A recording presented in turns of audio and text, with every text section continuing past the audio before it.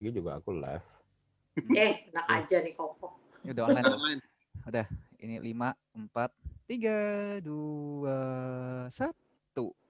Silahkan. Selamat sore semuanya. Ketemu lagi sama kita di Network Number One. Sore ini kita mau ngobrol-ngobrol santai dengan suasana yang gerimis-gerimis mengundang. Udah hujan sih ya, bukan gerimis. Adem di sini. Tempat saya malah udah berhenti. Tentang negosiasi melalui email, WhatsApp, dan media berbasis teks ya. Ya intinya lewat teks jadi ya. Karena apalagi kan sekarang kondisinya kita sulit ketemu, kadang orang juga kadang mau teleponan suka males ya kan, atau kadang malah nggak jelas, atau dengan alasan supaya ada history chatnya ya kan, whatever the reason, tapi banyak orang sekarang memilih untuk chat, lewat chat negosiasi supaya dari segi kepraktisan mungkin atau gimana. Jadi hari ini kita akan membahas bincang-bincang santai tentang hal tersebut bersama ahli digital kita, Albert Lutano. Halo. Ya, dia sudah siap untuk membawakan materi sambil bincang-bincang santai hari ini, sore ini. Dan satu juga ini founder kita yang suka menghilang dari balik layar, bernama Koko Michael Yamin ini. Ya, sore ini mari kita berikan waktu dan tempatnya buat Albert untuk mulai sharingnya. Apa sih yang mau dibahas sama Bro Albert ini tentang negosiasi by text ya? Silakan, Bro. Betul. Oke. Thank you perkenalannya Cik Clara. Halo teman-teman semua. Gimana kabarnya sore ini? Dingin ya, lumayan ya. Habis hujan soalnya. Saya juga itu bunyi apa ya? Kok ada bunyi ini? Ada bunyi keajaiban begitu. Oke. Oke, aku share dulu ya ininya. Slide-nya bisa kelihatan semua ya, teman-teman. Jadi tema hari ini kita bincang-bincang santai ya, sambil ngobrol-ngobrol santai. Kebetulan tema ini saya ambil ya karena ada beberapa teman juga yang kemarin setelah acara workshop yang 2 hari, ya mungkin teman-teman di sini ada yang ikut workshop ya. Kemarin saya membahas tentang digital marketing ya 2 hari sampai mereka bilang ini materinya sangat-sangat advance sekali ya, sampai kepala mereka berasap, sampai ada yang bilang mimisan. Mimisan. Masuk saya mimisan. Padahal apa materi yang saya berikan kemarin tuh masih istilahnya baru perkenalan mungkin ya, ibarat ini ada sebuah pesawat gitu, pesawat terbang, saya baru mau memperkenalkan ini loh kokpitnya begini loh bentuknya, dashboardnya kayak gini loh, ini ada tombol ini buat apa, saya baru perkenalan itu, padahal saya belum mengajarkan, benar-benar mengajarkan bagaimana cara terbangnya, menerbangkan pesawatnya. Jadi itu pun ya, mungkin karena banyak orang belum melek teknologi banget ya, dan kebetulan kemarin banyak ibu-ibu yang dulu sebelum kita WFH mungkin banyak kegiatan yang bisa kita lakukan secara one on one atau berkumpul-kumpul dengan mudah ya kan, tiba-tiba semua beralih menjadi online ya kan, dituntut untuk kreatif ya Bet ya. Terus dan sebenarnya memang itu kemarin tentang materi yang Bro Albert bawain itu luar biasa sih buat kita, karena ternyata nggak sesimpel yang kita pikir ya, kerjaan digital marketer itu ternyata nggak sesimpel yang kita pikir, dan juga tapi juga nggak sesulit yang kita pikir juga gitu loh ya. Walaupun memang betul untuk yang tidak biasa melek gadget itu ya kayak serba bingung gitu kan, karena menunya tidak terbiasa dan istilah-istilahnya nggak ngerti ya Bet ya. Tapi mungkin ya kadang kita memang harus memaksa diri kita untuk ada di situasi yang terpaksa belajar, sehingga pelan-pelan terdorong, terbawa arus untuk ikutan belajar kan, sebenarnya kayak gitu ya, bisa dibilang ya. Dengan kita udah daftar, kita ikut kelas, bahkan ada yang 1 hari bisa 1 hari enggak, tapi kan namanya udah ngintip-ngintip pasti penasaran, akhirnya nonton, akhirnya nyoba. Walaupun sekarang belum langsung kepake, tapi itu sangat-sangat bermanfaat untuk mencoba berbisnis melalui online ya. Termasuk yang akan kita bahas nih sore hari ini. Ini lanjutannya Lanjutannya sih request, ada permintaan khusus juga. Jadi salah satunya bagaimana nih kita bisa negosiasi melalui email, WhatsApp, media-media lain yang basisnya teks ya, mungkin Telegram atau mungkin yang lainnya ya. Karena kan selama ini sebelum WFA dulu kan kalau kita mau transaksi dengan orang kan mesti ketemu hadap-hadapan gitu kan. Ya, Nih saya jadul. misalnya aku sebagai seorang apa namanya supplier atau vendor gitu kan ketemu Cici Clara sebagai klien gitu kan, berarti di situ saya akan menawarkan ini servis saya begini, produk saya begini Cici Clara gitu kan, jadi Cici Clara bagaimana. Nah pasti saya akan tanya budgetnya berapa, terus habis itu saya akan nawarkan, oh servis saya harganya sekian.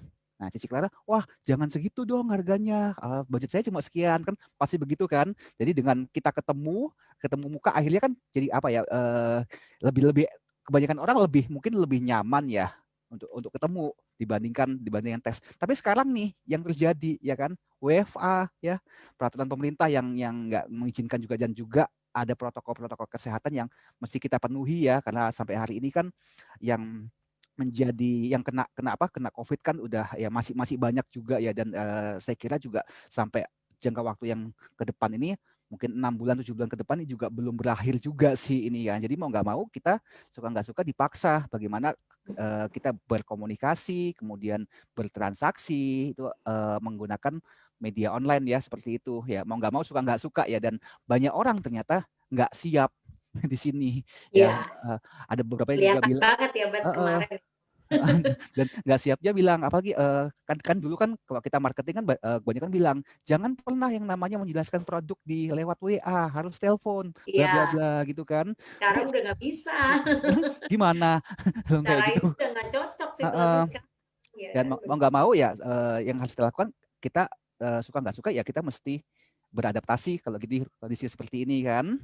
Nah ini yang saya sharing ini adalah salah satu pengalaman saya di dalam dunia digital, karena selama beberapa tahun ini kan kegiatan saya adalah ya macam-macam ya, pokoknya intinya marketing yang saya lakukan itu kurang lebih hampir 95% itu menggunakan cara online. 5%-nya gimana? 5%-nya ya tetap pasti ketemu untuk beberapa case khusus, karena masih ada ya sampai hari ini ada orang-orang tertentu klien ya, terutama yang saya nggak bilang dia tua atau apa ya, ada juga yang seumuran saya ya masih 25 tahun gitu kan. yang intinya bilang Eh, ngaku ngaku dia. yang intinya bilang bet Nggak ada yang ketemuan dong. muji, dia muji sendiri. Intinya bilang apa bet aku ini model orang kuno, aku nih kalau nggak ketemuan, kamu nggak jelasin kita hadapan muka, itu aku nggak ngerti. Itu kita mesti ketemuan.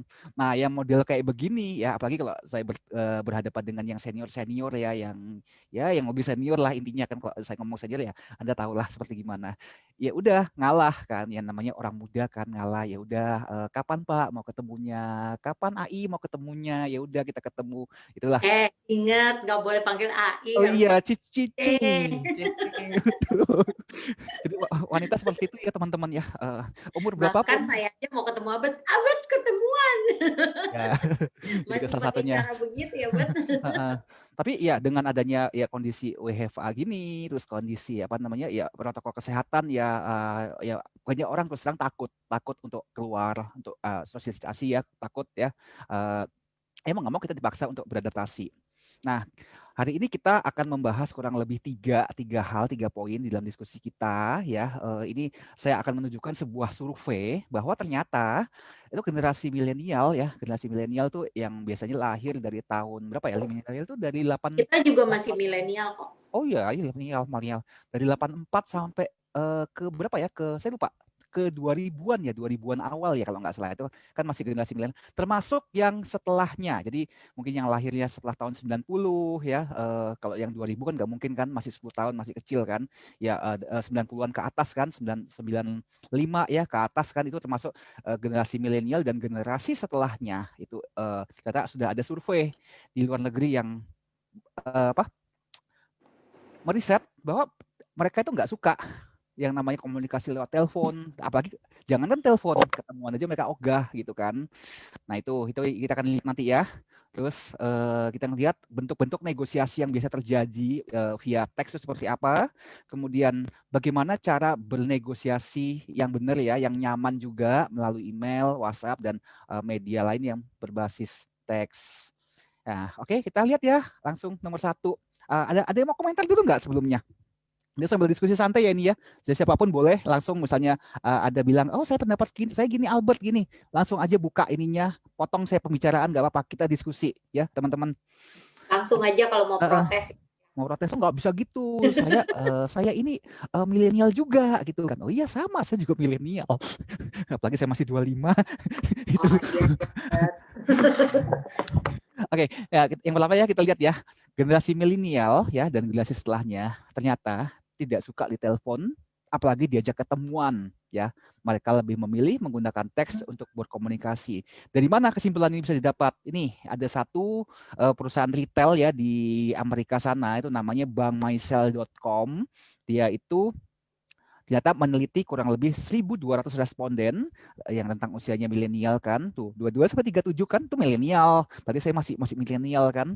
Nah, itu di Amerika ya. Ini riset ini dilakukan 2 tahun yang lalu ya. Ya sama-sama bulan Oktober persis 2 tahun yang lalu. Ya 2 tahun lalu di Amerika, berarti di Indonesia ya kurang lebih sekarang inilah. Nah, mereka sendiri mengaku tidak suka ditelepon atau ketemuan gitu. Nah, kalau kita lihat ya, kenapa alasan mereka nggak mau ketemuan, nggak mau ditelepon. Nah, kita lihat kalau lihat dari grafiknya kan, ternyata di sana hasil risetnya bilang 75% panggilan telepon itu ternyata menurut mereka itu ngabisin waktu. Kenapa? Kebanyakan baca basi ya. Jadi itu menurut pendapat mereka ya, bukan pendapat saya ya. Itu menghabiskan waktu. Terus kemudian 64% orang menganggap orang-orang yang berkomunikasi via telepon itu adalah orang-orang yang butuh perhatian. Bayangin teman-teman. Jadi bayangin kalau ada yang mau minta diteleponin, ya ini kata survei ya teman-teman ya, bukan kata saya ya. Jadi kalau protes kan protesnya ke saya ya. Terus yang ketiga adalah biasanya orang itu sedang buru-buru ya. Misalnya kalau misalnya kita ngomong di kota besar kayak Jakarta, mungkin mereka lagi nunggu nunggu MRT gitu kan, atau mungkin lagi di dalam busway ya kan. Itu kan adalah kategori yang bisa diberitakan ya kan lagi buru-buru, sebetulnya nggak nyaman nggak nyaman kalau ditelepon kan, apalagi kalau misalnya udah telat kan, waduh ini ada orang ini nelpon kan lagi buru-buru, waktunya nggak tepat ya. Terus kemudian ada yang bilang lagi 49%-nya bilang takut dimintai tolong ya, takut diutangin kayaknya ya, lebih tepatnya gitu. Jadi mereka takut ditelepon, takut minta ditraktir, atau apalagi kalau ada besok yang mau ulang tahun ya gitu kan. Kalau misalnya tiba-tiba saya telepon ke yang ulang tahun, takutnya dia saya lagi mau nodong minta traktir, takutnya gitu ya. Nah, kemudian ada lagi yang dibilang 46%, ternyata survei bilang mereka takut dikonfrontasi secara verbal. Ya misalnya ditanyain soal kerjaan, ya ditanyain, apalagi kita tahu ya di society kita kan kadang-kadang ya itu namanya netizen kan mulutnya tajam kadang-kadang. Pasti udah tanyain, kok kamu jomblo terus sih? Kok kamu nggak ini sih? Kok kamu nggak ini sih? Ya kan? Karena pertanyaan-pertanyaan yang seperti itu ya yang kadang-kadang membuat para milenial tuh menghindarin ya, menghindari telepon, menghindari ketemu. Terus tadi yang kemudian yang berikutnya adalah takut didengar orang lain saat menerima telepon. Ya tadi sudah saya sempat singgung ya, takut pas bukan takut apa namanya? Kalau misalnya lagi di MRT atau lagi di busway ya, atau di kendaraan umum ya kan, kalau kita melakukan conversation, pasti kan semua orang yang di dekat kita pasti bisa dengar dong kita ngomong apa ya. Jadi kebanyakan milenial nggak mau lakukan ini, dia nggak usah angkat telepon kan, nanti saya ngomong didengerin orang ntar kan. Terus kemudian yang ketujuh adalah menghindari tanggung jawab ya, rata-rata seperti itu ya. Tadi mereka takut terima telepon karena alasan-alasan seperti ini. Nah, kemudian ada penelitian lagi yang bilang kan 81% malahan responden milenial itu mengatakan mereka takut ya angkat telepon karena mereka punya yang namanya telefonobia ya. Jadi telefonobia itu adalah kegelisahan, kekhawatiran kalau ada yang telepon dia gitu kan. Jadi lebih baik begitu, nggak usah angkat telepon begitu. Nah, dari hasil penelitian di bankmysell.com ini, dia bilang rata-rata pengguna handphone ya 63% ya, kalau mereka ditelepon habis itu mereka dengan sengaja tidak angkat, rata-rata mereka akan akhirnya bilang langsung teks ya, langsung di WA atau di SMS ke mereka bilang, sorry ya tadi gua nggak denger ada telepon masuk. Terus dilihat yang sisanya lain, mereka punya banyak sekali macam-macam alasan kenapa tadi dia nggak angkat telepon. Misalnya sorry sinyalnya lagi jelek, atau lagi meeting, atau lagi nyetir, atau handphonenya ketelisut. Ketelisut tuh bahasa apa ya? Ketelisut itu apa namanya, keselip lah ya, kayak gitu ya. Terus satu bilang, oh kok nomornya kok nggak muncul namanya ya, jadi malas ngangkat telepon ya, kayak gitulah kurang lebih kan. Dan terus terang saya adalah salah satu orang yang termasuk seperti ini. Kalau ada telepon masuk, kadang-kadang saya tuh suka males untuk angkat. Saya termasuk yang seperti ini, kecuali ya orang-orang yang sudah kenal dekat sama saya, yang sudah tahu kan, baru saya angkat telepon. Karena apa? Kadang males gitu angkat telepon gitu kan. Bukan takut, tapi ya apa, kalau bisa teks aja kan lebih lebih enak kayak gitu kan. Jadi ini adalah kalau menurut si bangmysel.com, ini adalah suatu behavior baru yang terjadi di society-nya kita, dan kita tahu bahwa orang-orang milenial ini, generasi milenial ini dan generasi setelahnya, inilah mereka yang akan menggantikan generasi-generasi sebelumnya. Jadi generasi yang akan memimpin dunia ini, yang menguasai ekonomi, perdagangan, yang lain-lain ya.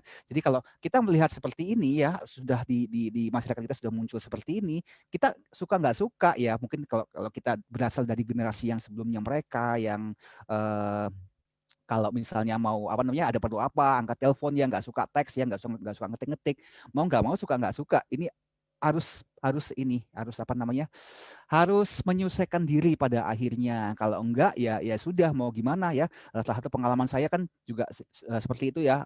Saya pernah punya beberapa klien-klien yang bukan klien ya, salah satu tim saya ya, dia selalu bilang sama saya kalau misalnya mau belajar ini, mau belajar itu, mau training ini, mau training itu, saya mesti ketemuan. Saya nggak bisa kalau harus cuma ngikutin Zoom ya. Saya nggak bisa kalau cuma dipandu lewat telepon, dijelaskan. Saya mesti ketemu ya.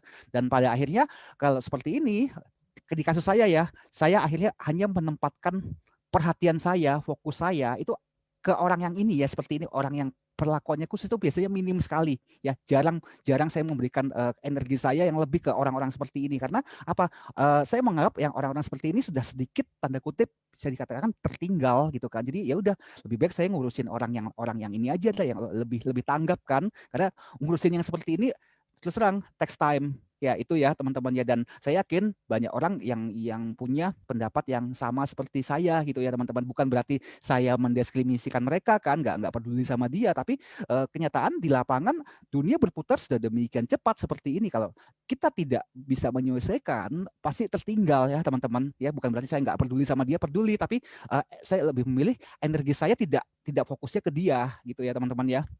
Nah itu, dari sini ada yang ini mau kasih tanggapan, mungkin mau membantah.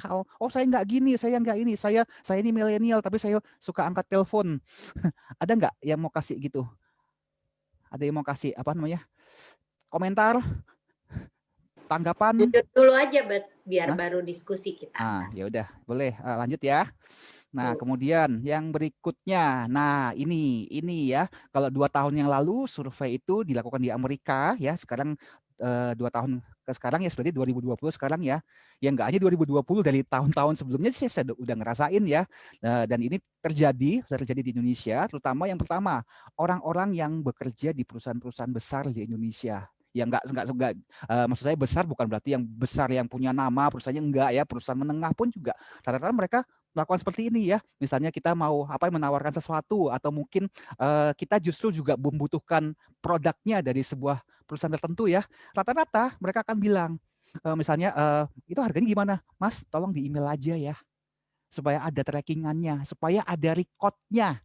Kebanyakan mereka bilang seperti itu ya teman-teman. Padahal kalau kita lihat, mereka juga bukan kategori yang milenial juga ya, yang malah mungkin sudah generasi sebelumnya, tapi mereka rata-rata kebanyakan gitu, lebih nyamannya udah kita negonya lanjut aja ya di WA, kita lanjut aja ya negonya lewat apa namanya, lewat email ya, seperti itu ya kan. Nah, bagaimana sekarang pertanyaannya, kalau ternyata saya adalah tipe yang istilahnya, oh nggak bisa, kita harus ketemu, kita harus detailkan pada saat kita jumpa. Saya nggak bisa. Jadi kita memaksakan diri dengan maunya kita ya, dengan kita tidak mau berubah. Ya udah, kita apa namanya, nggak mau. Saya nggak bisa kalau email. Saya kalau ngetik itu kayak gimana ya? Saya nggak punya bahasa atau apapun ya alasannya kan.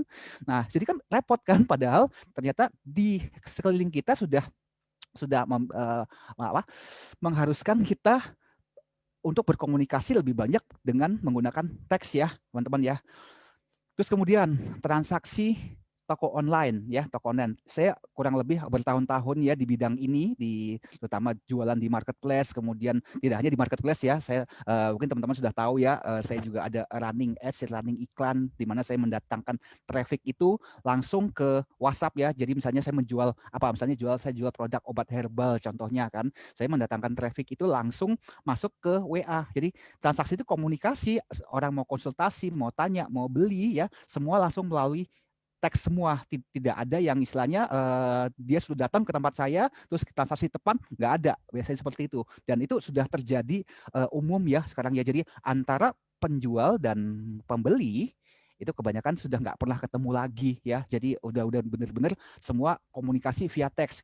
Kadang-kadang pun telepon pun juga kadang-kadang aja ya. Bahkan beberapa seller-seller di Indonesia ya, supplier-supplier ya, termasuk saya juga ya. Jadi kadang-kadang ada customer-customer yang bilang, boleh nggak saya telepon? Nah, akhirnya ujung-ujungnya saya bilang apa? Sorry Pak, Bu, sorry Kak, ya. Kita bukannya nggak bisa terima telepon. Kalau kita terima telepon kakak, ya kan, ini kebetulan yang masuk ke WA kami itu sehari bisa bisa puluhan bahkan ratusan. Kalau misalnya saya terima telepon dari kakak, yang jadi apa? Yang lainnya nggak ke handle, kasihan yang lain menunggu. Nah itu biasa, itu yang kita lakukan seperti itu. Pengalaman kita itu kita nggak apa, karena buat apa? Buat apa kita teleponan? Buat kita itu buang waktu. Terus teman-teman seperti itu ya teman-teman ya. Dan ini bukan hanya saya kan, teman-teman yang running toko online, yang jual produk ya lewat apapun ya, entah marketplace, lewat WA atau datangin traffic kayak Facebook Ads kayak saya gini ya, itu juga sama gitu kan. Mereka nggak mau kalau saya ada customer telepon ya, apalagi video call, wah amit-amit deh, langsung reject. Mendingan apa? Mendingan nggak usah beli sama kita.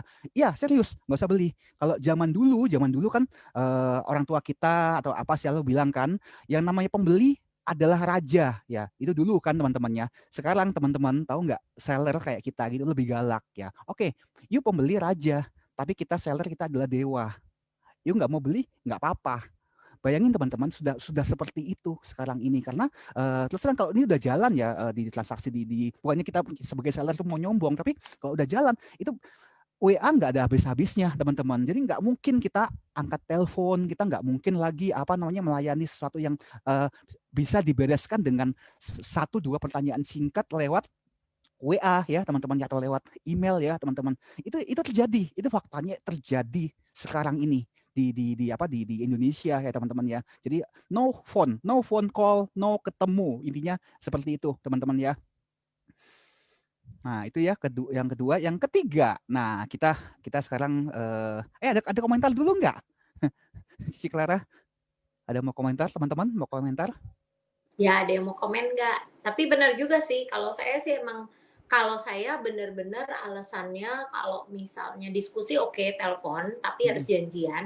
Karena kadang-kadang kayak gini kan, walaupun kita WFH kan kita cukup sibuk ya, Bet ya, ada aja Yes. yang dikerjain di rumah. Mm-mm. Nah, Mm-mm. jadi apa, kalau yang bersifat perjanjian atau dealing sesuatu, saya memang lebih suka WA, karena buat saya itu benar-benar jadi bukti Betul. apa history chat itu, karena kadang-kadang orang ngomong dia bisa lupa gitu ya, terus Ya. terang aja. Mm-mm. Nah, bahkan saya setelah telepon gitu udah ngobrol, misalnya oke ya deal ya sekian sekian jumlahnya sekian gitu ya, itu akan saya tulis ulang dalam Mm-mm. chat. Why? Mm-mm. Supaya kita ada bukti bersama, sama-sama Yes. enak. Kalau one day lu lupa atau gua yang lupa, kita bisa saling bilang, dulu kan kamu ngomongnya begini loh, perjanjian Ya. kita begini. Oke, jadi juga itu enak. Jadi cukup cukup buat perjanjian lah ya. Mm-mm. Nah, itu sangat membantu. Tapi memang benar kalau sekarang itu kita memang punya kebiasaan, bahkan sesama teman pun kita jarang langsung telepon, ya Ya. kan? Pasti kita WA dulu, bisa telepon nggak? Gitu ya kan? Betul. Uh-uh. Kalaupun lagi telepon, terus nggak diangkat ya nggak sakit hati juga, biasa aja. Karena Nggak kan baper bisa ya. ke toilet ya kan, bisa juga Uh-uh. kalau lagi naik motor ya berarti ya, Mm-mm. atau lagi kehujanan gitu kan, nggak ada yang tahu ya. Maksudnya Mm-mm. kalau dulu kita nelpon nggak diangkat bisa baper, kalau sekarang udah Ya. nggak zamannya ya. Ya. Justru ya bahkan kayak kita mau telepon komik ya mesti WA dulu lah, Mm-mm. antri Betul, nomor betul. dulu ya. Betul, Iya betul. nggak, buat Betul, betul, betul, betul. antri nomor dulu Mm-mm. sama Pak Rektor ya kan, Mm-mm. supaya bisa dapat nomor. Oke, antrian Anda yang kesekian silahkan telepon saya jam sekian. Mm-mm. Kok Ya nama aku jadi dibawa-bawa sih? Nah, oh ada tuh Kan orangnya. contoh kok. Kirain nggak Soalnya ada. besok ulang tahun. Oh gitu ya. Lusa kan ulang tahunnya? Besok Clara, besok Clara. Lusa. Ada Besok yang Clara. Aku 5 tahun lagi, bukan besok. aku mah masih 10 tahun lagi lah kok. Alah, Semua nggak ada yang mau ngaku. nggak mengaku. Iya, jadi memang bener-bener banget menurut Abed. Bahkan kita kalau misalnya nelpon yang lebih muda apa segala juga udah nggak sakit hati kalau dia nggak bisa. Ya. Bahkan nelpon adek sendiri aja telepon gini, wah asem kagak diangkat lagi nih bocah gitu kan ya. WA dulu, lu lagi ngapain sih? Kok kagak diangkat telepon gue? Ya paling dia bilang, iya gue lagi sibuk di kantor atau di rumah atau lagi apa ya. Walaupun orang ibu rumah tangga kan nggak selalu nempel sama handphone ya, terus terang aja ya. Kadang-kadang atau lagi di cas gitu. Jadi itu udah zaman sekarang hal yang lumrah ya. Ya, ya itulah situasinya. Coba satu kendala, terus terang satu kendala itu kalau kita melakukan negosiasi atau transaksi ya apapun itu ya, kalau kita ketemuan atau telepon, tentu saja apa ya kalau saya bilang emosi. Apa? Kita bisa merasakan emosi. Relationnya terus terang pasti itu beda dengan betul. kita hanya teks. Betul. Ya makanya saya biasanya kalau saya sih punya kebiasaan ini, oke, kira-kira begini. Terus kalau mau ngomong lebih lanjut bisa nggak kita telepon? Nah kita telepon nih, tapi janjian waktu ya kan. Setelah deal baru kita tulis lagi di chat untuk sebagai suatu bukti. Karena pada saat telepon saya juga bisa merasakan apakah klien saya ini ragu-ragu. Karena apa? Apa karena dia masih ragu terhadap kualitas yang ditawarkan, apa jasa atau produk yang ditawarkan, atau dia masih mikir-mikir karena ada pilihan lain, ya kan? Itu bisa kita rasakan sebenarnya pada saat ngobrol. Nah, atau memang dia cuman baru tanya-tanya doang, ya kan? Kita kan bisa ngerasain ya. Nah, jadi ya menurut saya emang telepon tuh, kalau saya pun masih setuju dengan bahwa Albert bilang bahwa telepon juga masih penting buat kita gitu loh. Betul. Ya, buat hal yang apa pekerjaan, bukan ya bisnis yang lebih personal ya. Kalau yang misalnya udah kayak, oke, saya mau pesen ini sekian lusin, ini sekian ini, itu kan udah by menu, ya kan udah otomatis, ya kan itu kan nggak ada yang perlu kita diskusiin ya, itu mah bisa direct langsung hanya by WA. Malah justru kalau telepon kita ribet nyatetnya, betul nggak? Betul.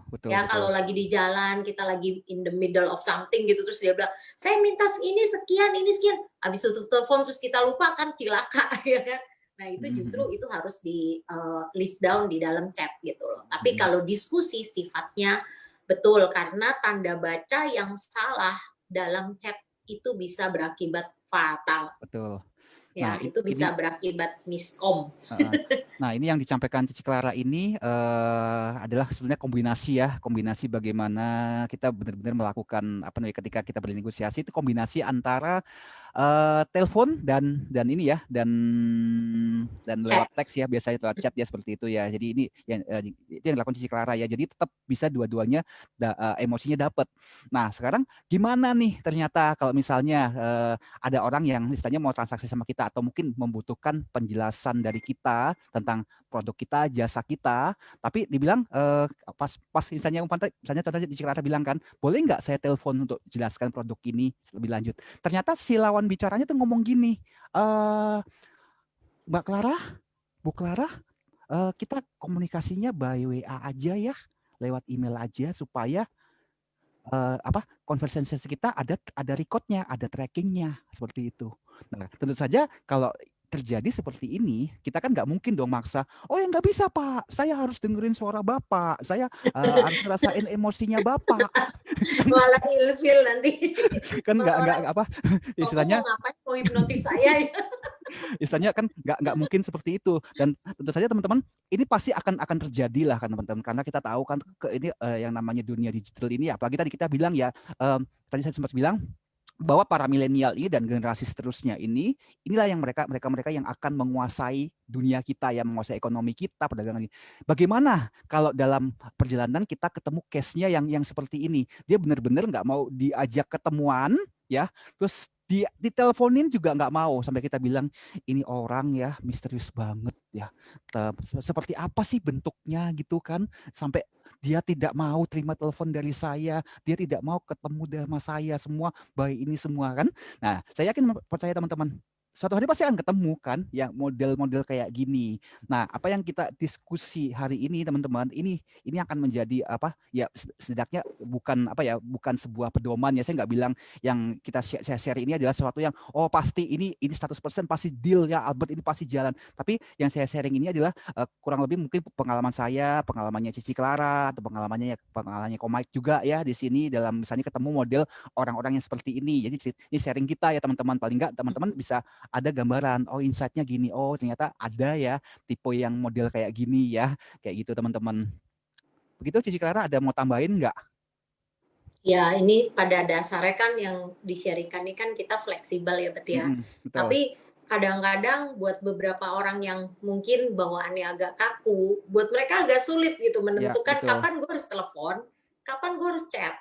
Sebenarnya balik lagi kita harus lihat kondisi ya. Kalau saya memang betul kombinasi, karena buat saya masih menghargai yang namanya ikatan emosional bonding lah.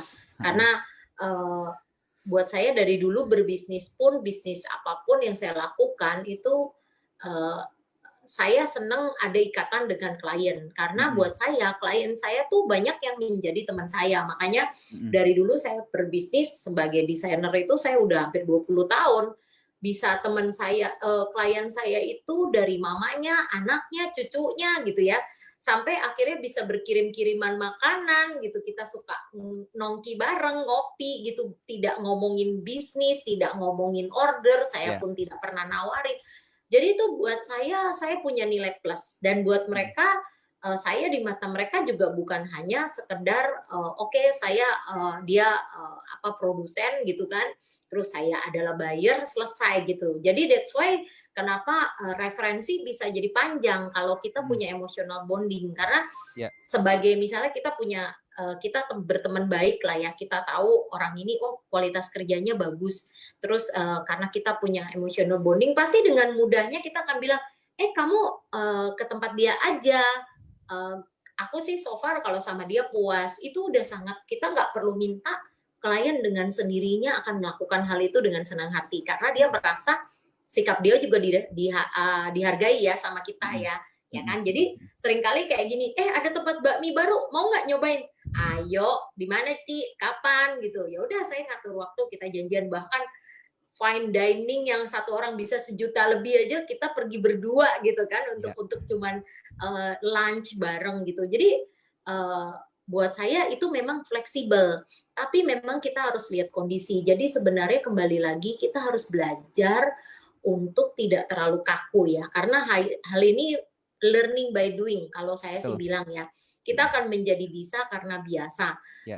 Awal mungkin buat orang yang mungkin kaku atau biasa mungkin berbisnis di kantor yang semua serba ada SOP-nya, ini dari sini harus ke sini, harus begini, harus begini.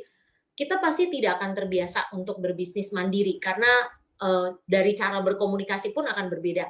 Tapi bisa diikutin, maksudnya itu bisa dicontoh, walaupun perlu waktu untuk menjadi terbiasa. Jadi kalau yang kita sharing hari ini mungkin lebih kayak sharing tips sama trik lah ya, Bet ya, yang pengalaman dari kita. dari yang kita alami. Tapi kurang lebih semuanya sih sama ya pada akhirnya.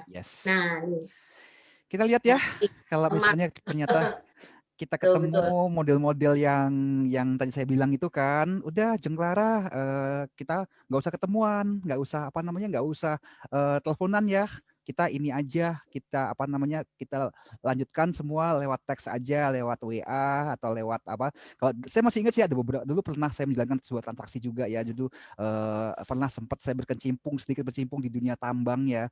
Jadi itu komunikasi saya antara orang Singapura dengan orang Jepang ya. Jadi itu kita tanpa ketemuan, tanpa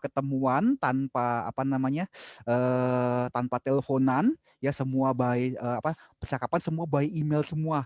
Ya kan, bayangkan bahkan sampai mulai dari transaksi itu dari nol ya, mulai dari saya menawarkan produk ya, menawarkan waktu itu ya batu bara dari Kalimantan, sampai akhirnya bagaimana sebuah transaksi itu menjadi deal ya, deal di ini dengan tanda tangannya sign, itu terjadi kurang lebih 4 tahun 5 tahun yang lalu, itu kurang lebih seperti itu. Nah, jadi kalau misalnya teman-teman suatu hari ya ketemu yang model-model kayak gini ya, jadi dia memaksa nggak usah ketemuan, nggak usah telepon-teleponan, lewat ini aja teks supaya bisa ada recordnya, ada trackingnya. Nah, ini yang teman-teman harus pahami ya, apa yang teman-teman harus lakukan. Nah, balik lagi ya, kalau kita bicara tentang sebuah negosiasi dalam sebuah transaksi ya, apapun tuh ya, entah teman-teman bukan hanya termasuk di dalamnya dalam sebuah perjanjian jual beli, atau mungkin bisa dikatakan teman-teman ingin merekrut tim baru ya, mungkin tim itu tidak berada di kota yang sama dengan teman-teman ya. Sekarang misalnya teman-teman di Jakarta kan, ternyata mau merekrut seorang programmer yang mungkin dia tinggalnya di mana, contohnya tinggal di Malang atau mungkin tinggal di Jogja, atau meng-hire seorang desain grafis yang dia tinggalnya mungkin di Papua ya, bisa jadi seperti itu ya, kan tidak perlu ketemu kan ya, seperti itu kan. Nah, jadi apapun tuh yang tidak hanya transaksi jual beli, bisa juga suatu hari mungkin teman-teman ketemu dengan investor ya. Ternyata investor itu nun jauh di sana, ada di Silicon Valley di Amerika sana, atau mungkin dia berada di Korea atau apa, yang tidak mungkin teman-teman berkomunikasi langsung ketemu ya, atau mungkin telepon ya. Nah, kenapa juga nggak mungkin telepon? Kadang gini teman-teman, kita ada beberapa dulu ya, zaman dulu beberapa tahun yang lalu, ketika saya negosiasi dengan orang-orang luar ya, terus terang zaman itu, era itu, bahasa Inggris saya itu macam Mickey Mouse ya teman-teman ya, ngaco banget ya. Jadi saya bisa dengar orang ngomong Inggris, listening saya bagus, tapi saya ngomong, waduh Pak, setengah mati teman-teman. Jadi saya bilang, waduh bahasa Inggris saya Mickey Mouse. Sekarang sih sudah lebih, ya masih lah agak better lah sekarang ya teman-teman ya. Jadi saya nggak punya keberanian untuk telepon waktu itu. Akhirnya saya ngomong sama mereka, Sir, boleh nggak please kita komunikasi by email aja ya, karena my English is not good kan. Jadi saya kesulitan untuk melakukan conversation dengan telepon seperti itu, dan ya oke ya kan. Jadi udahlah, jadi seperti itu. Nah, balik lagi konsepnya adalah, kalau kita bicara tentang konsep negosiasi, nah kebetulan yang saya bahas di sini adalah ini negosiasi one on one ya, teman-temannya, bukan negosiasi yang istilahnya harus kita di WhatsApp group ya, kayak gitu kan. Itu adalah different story lagi, ada cara yang berbeda lagi ya. Jadi benar-benar ini negosiasi one on one, satu orang ya, dengan satu customer, dengan satu investor, dengan satu partner baru, dengan satu orang tim yang baru ya, seperti itu ya teman-teman ya. Nah, jadi yang perlu kita pahami adalah inti dari sebuah negosiasi adalah bahwa kedua belah pihak itu ini sebenarnya punya tujuan yang sama ya. Nah, kadang-kadang ketakutan kita ya sebagai yang semualah, rata-rata semua ya, sebagai seorang seller atau seorang pebisnis ya. Kadang-kadang misalnya umpama kita menawarkan produk, kan keinginan kita adalah apa? Orang itu langsung beli, nggak nanya, nggak babi bu, nggak tanya-tanya, langsung transaksi beli jedek gitu kan. Kebanyakan seperti itu. Iya, kalau produk teman-teman adalah produk-produk yang istilahnya produk yang umum, yang banyak ditemui di market ya, istilahnya kok saya lupa istilahnya. Jadi itu yang nggak perlu lagi nanya-nanya lagi, nggak perlu nego lagi, ya udah harganya berapa dia udah tahu, dia beli ya. Nah, tapi bagaimana dengan produk-produk yang istilahnya mungkin membutuhkan sebuah negosiasi, membutuhkan sebuah tawar menawar, kemudian produk-produk yang mungkin harganya bisa juga yang custom ya kan. mahal ya, yang custom, atau mungkin ya kayak Cici Clara ini kan seorang desainer kan, saya mau model baju yang begini kan, tentu saja kan harus nego kan, nggak ada Ngobrol, sesuai. harus ketemu, harus gambar ya Iya. kan, baru bisa harus uh, lihat postur ya kan, baru saya bisa juga ngedesain. Nah, itu penting banget. Kadang kalau di luar negeri kan, saya banyak klien di luar negeri juga, saya suruh dia video call, kalau enggak foto dari ya. beberapa angle. Terus saya tanya berat badan, tinggi badan. Karena itu kan customize banget ya kan, Ya, harus sesuai dengan kepribadian orangnya. Nah, itu kan adalah item-item yang memang perlu nanya ya, Bet ya. Tapi kalau misalnya gini, oh saya mau beli beras merek apa yang udah di mana-mana ada, atau sabun merek apa udah di mana-mana ada. Ya kan kita tinggal Ya, tinggal lihat ini ya, harga, lihat berapa gramnya beli. atau kilonya, selesai Heeh, ya kan beli, tinggal beli heeh, ya Bet ya. beli, heeh. Nah ini kadang-kadang gitu para pebisnis, seller takut gitu loh kan. Waduh harus negosiasi. Aduh pasti ini ribet lah, pasti ini, aduh ini pasti lama lah. Kenapa sih ini orang nggak langsung beli aja? Kalau beli kan udah beres kan, beban saya berkurang lah. Besok udah terima duit kan. Itu maunya begitu. Nah Di ini semua juga maunya gitu ya Bet. kutipan saya kan Cuman selalu bilang ya gini. dari servis sih kalau menurut saya ya. Kutipan saya selalu bilang, wah ternyata men hidup itu tidak semudah itu Ferguson, Yoi, gitu tidak kan. seindah yang ada di film-film. Dengan film. Nah, tapi intinya gini, ketika kita tahu prinsip ini ya, bahwa ketika orang itu mau nego akhirnya ya negosiasi kan, selalu selalu ada mindset yang perlu ditanamkan di pikiran kita adalah kita tahu bahwa sebetulnya dalam sebuah negosiasi kedua belah pihak baik kita maupun klien kita itu sebetulnya punya sebuah tujuan yang sama, ingin mencapai sebuah kesepakatan. Yang membedakan adalah mungkin kita sebagai vendor ya, sebagai supplier atau apapun itu seller ya, kita tuh kepengen mendapatkan harga yang setinggi-tingginya kalau bisa ya, setinggi-tingginya kan ya namanya jualan kan, kalau kalau bisnis nggak cuan ya ngapain dikerjain kan gitu kan.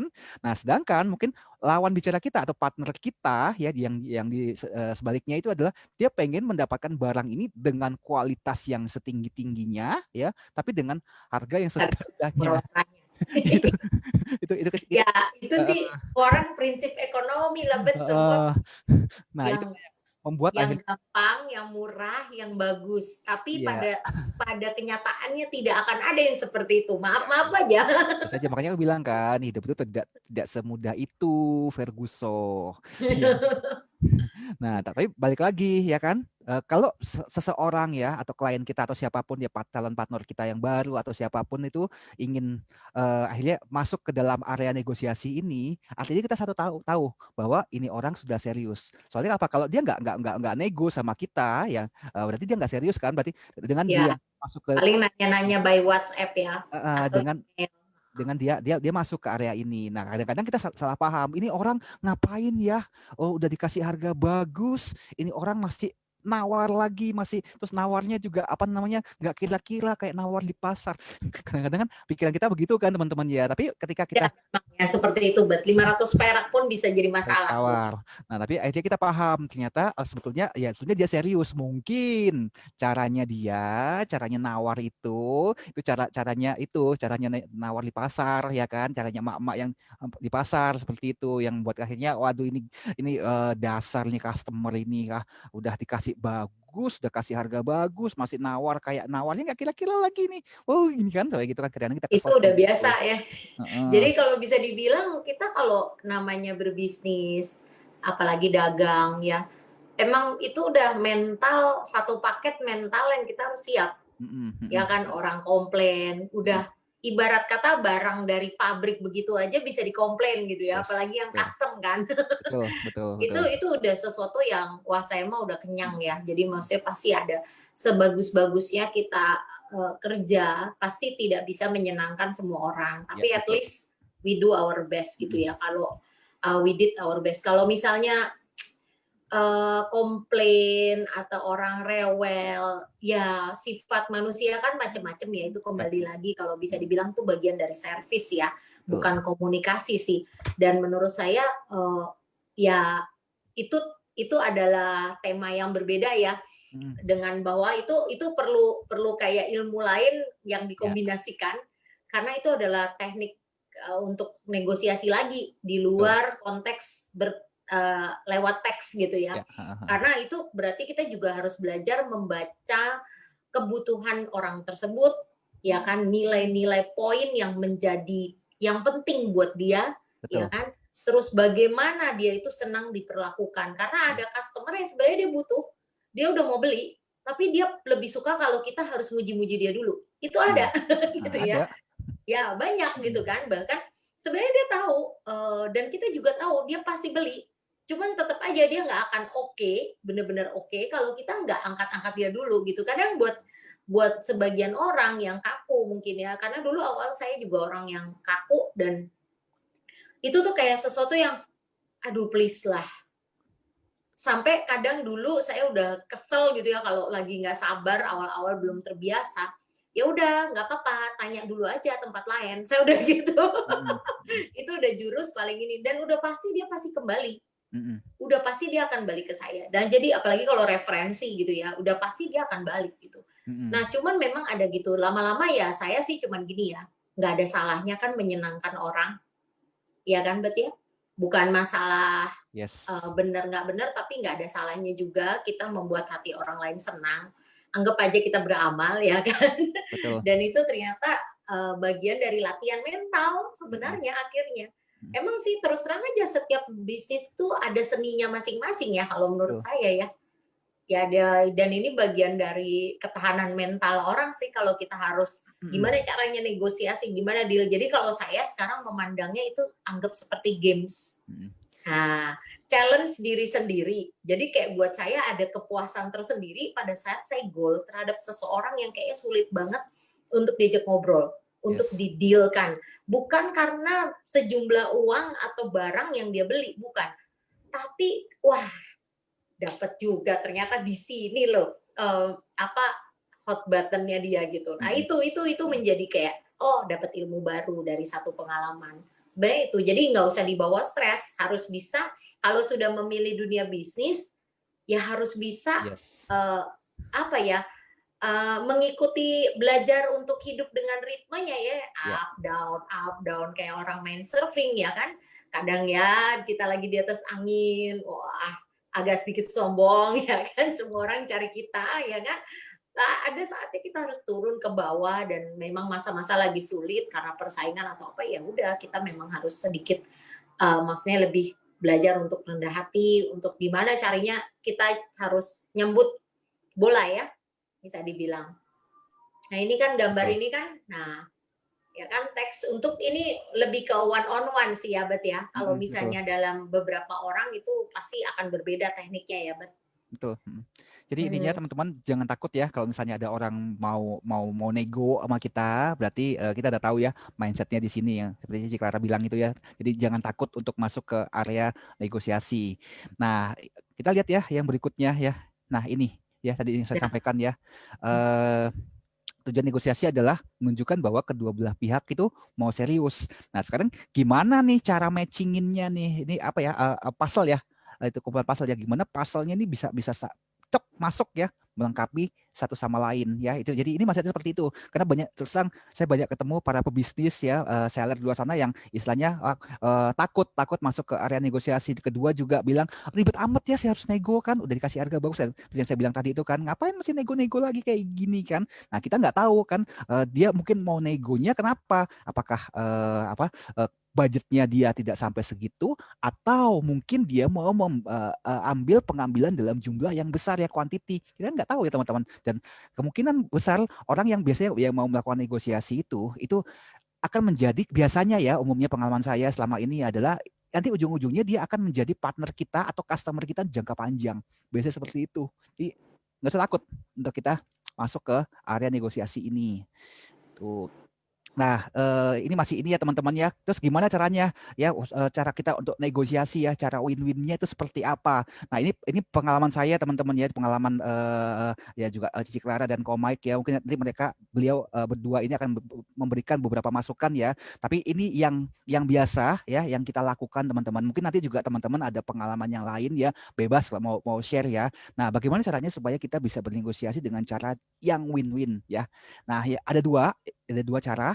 Yang pertama adalah ya, kalau menurunkan value layanan kita ya, misalnya kita punya produk atau jasa itu diturunkan sesuai dengan budgetnya mereka, atau yang kedua adalah menambahkan value kita ya, layanan kita yang kita berikan dengan harga yang tetap ya. Maksudnya gimana? Kasih bonus ya Bet. Jadi nggak semerta-merta, misalnya kita jual sebuah produk ya, kebetulan produk ini mungkin mahal ya, harganya misalnya contohnya 100 juta nih contohnya kan, banyak orang bilang wah kalau 100 juta ya sudah, kalau misalnya nanti si budgetnya klien kan 70 juta. Ya udah, paling kita ntar ketemunya di tengah lah 85 juta. Kan yang umum kan seperti itu ya teman-teman ya. Jadi kalau kadang-kadang kan ini pengalaman saya dulu buka toko dulu kan, saya pernah punya toko handphone kan juga gitu kan. Bertanya, "Pak, ini berapa untuk ini? Ini harganya handphonenya 1 juta ya kan. Terus turunnya berapa pasca? Ya kalau dia nego, dia nawar ya turunin lah 925 juga boleh gitu kan. Mentok-mentoknya berapa? Ya 900 kasih lah. Kan kayak gitu ya teman-teman. Nah, tapi kalau yang saya sharing hari ini adalah jangan main seperti itu teman-teman. Akhirnya kita tanda kutip ya mungkin sedikit merendahkan diri kita. Jangan. Nah, ini sages saya ya. Ini bisa teman-teman pakai ya kalau misalnya kebetulan cocok dengan apa yang mungkin teman-teman alamin. Kalau misalnya teman-teman punya cara lain atau nanti Cici Clara atau Ko Michael bisa kasih sebuah ide yang lain ya, boleh. Jadi misalnya gini, misalnya kita udah tahu nih ya tadi harga penawaran kita ya apapun produknya ya. Let's say kita bilang 100 juta nih contohnya. Terus kemudian kita tahu bahwa si klien itu punya budget hanya 70 juta ya. Jangan kita langsung turun udah 85 juta dan kita maksain klien juga suruh naik dengan alasan apa? Ya, kan gue udah turunin harga gua, lu naik dong. Ya kan? Jadi kayak seakan-akan kita maksain kehendak kita ke si klien kan seperti itu kan. Dan mungkin juga sebaliknya dengan si kliennya ngerasa ya udah lu turunin harga dong, gua naik deh. Lu kan harga 100 juta kan? Aku nawar harga di 70 nih. Ya udah 85 aja dah kita ketemu di tengah kan. Kadang-kadang kedua belah pihak melakukan hal yang sama ya, sama-sama memaksa pihak yang lain. Nah, kalau menurut saya di sini itu bukan sebuah cara yang win-win. Nah, kalau yang saya lakukan apa ya? Kita tetap ya, misalnya saya tetap akan memberikan harga itu di 100 juta. Tapi value-nya itu saya naikkan. Misalnya kalau tadinya saya menawarkan 100 juta, ya value saya cuma kasih ada 1, 2, 3, 4, 5 ya. Feature-nya mungkin cuma 5 ya. Service yang saya berikan 5 ya. Nah, saya akan bilang sama si klien, Pak, Ibu, kalau misalnya dengan saya tetap harga saya 100 juta. Tapi kalau misalnya kita oke nih dengan harga ini, value kita saya tambahin. Saya akan tambahkan service lagi. Jadi 6, 7, 8, 9, 10 ya. Dalam jumlah yang lebih banyak ya teman-teman. Dan saya bilang, tapi Pak, Ibu, penawaran ini waktunya hanya terbatas. Ya, mungkin hanya Bapak Ibu harus ambil keputusan dengan cepat. Saya cuma bisa kasih maksimal dengan seperti ini, itu hanya dalam waktu 1 minggu. Ya, mungkin maksimal seperti itu ya. Untuk kenapa kasih waktu? Supaya dia mempertimbangkan. Dan juga ada scarcity-nya. Supaya dia segera memutuskan. Kalau misalnya lewat dari minggu ini promo ini sudah nggak berlaku. Itu contohnya seperti itu.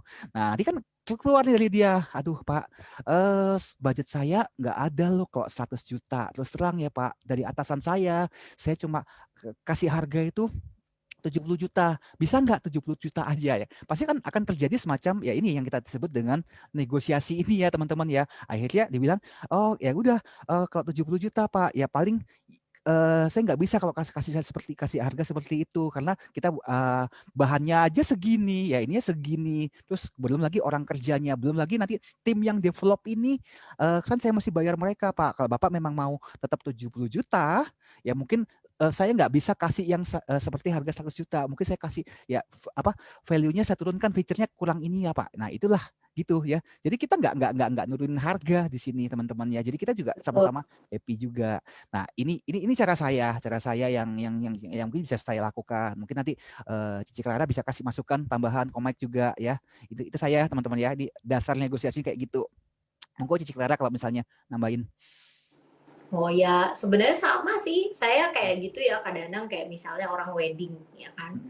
Kalau misalnya mereka kan pasti punya budget ya. Oh, saya cuman nggak ada acara gedung mewah, saya cuman misalnya di gereja atau akad nikah gitu ya. Oh, saya mau yang sederhana, saya begini. Oke, standar kita kan sekian. Gimana kalau kita redesign ya, sesuai budget kamu. Misalnya masih masuk nih di harga saya, karena dia turun tidak terlalu banyak misalnya. Ya saya redesign dan itu harus saya pertimbangkan bahwa bahan harus tutup semua masih ada spare buat saya ya kan juga saya masih bisa tetap kasih dia pelayanan yang terbaik gitu kan dan kadang-kadang saya suka kasih bonus-bonus kejutan biasanya sama klien ya kan jadi saya tetap harus men-sparekan itu gitu loh. Nah ya akhirnya ya oke, ini pilihannya terus kita biasa ada sampel bahan dulu. Kalau harga sekian ini, kalau harga sekian ini. Kita kalau mau yang tengah-tengah menurut saya ini udah oke. tetap bisa kelihatan seharga seperti ini, tapi kita atur begini. Sebenarnya itu kembali ya kayak tadi dibilang Albert, mungkin kayak kandungan feature-nya kita kurangin. Ya.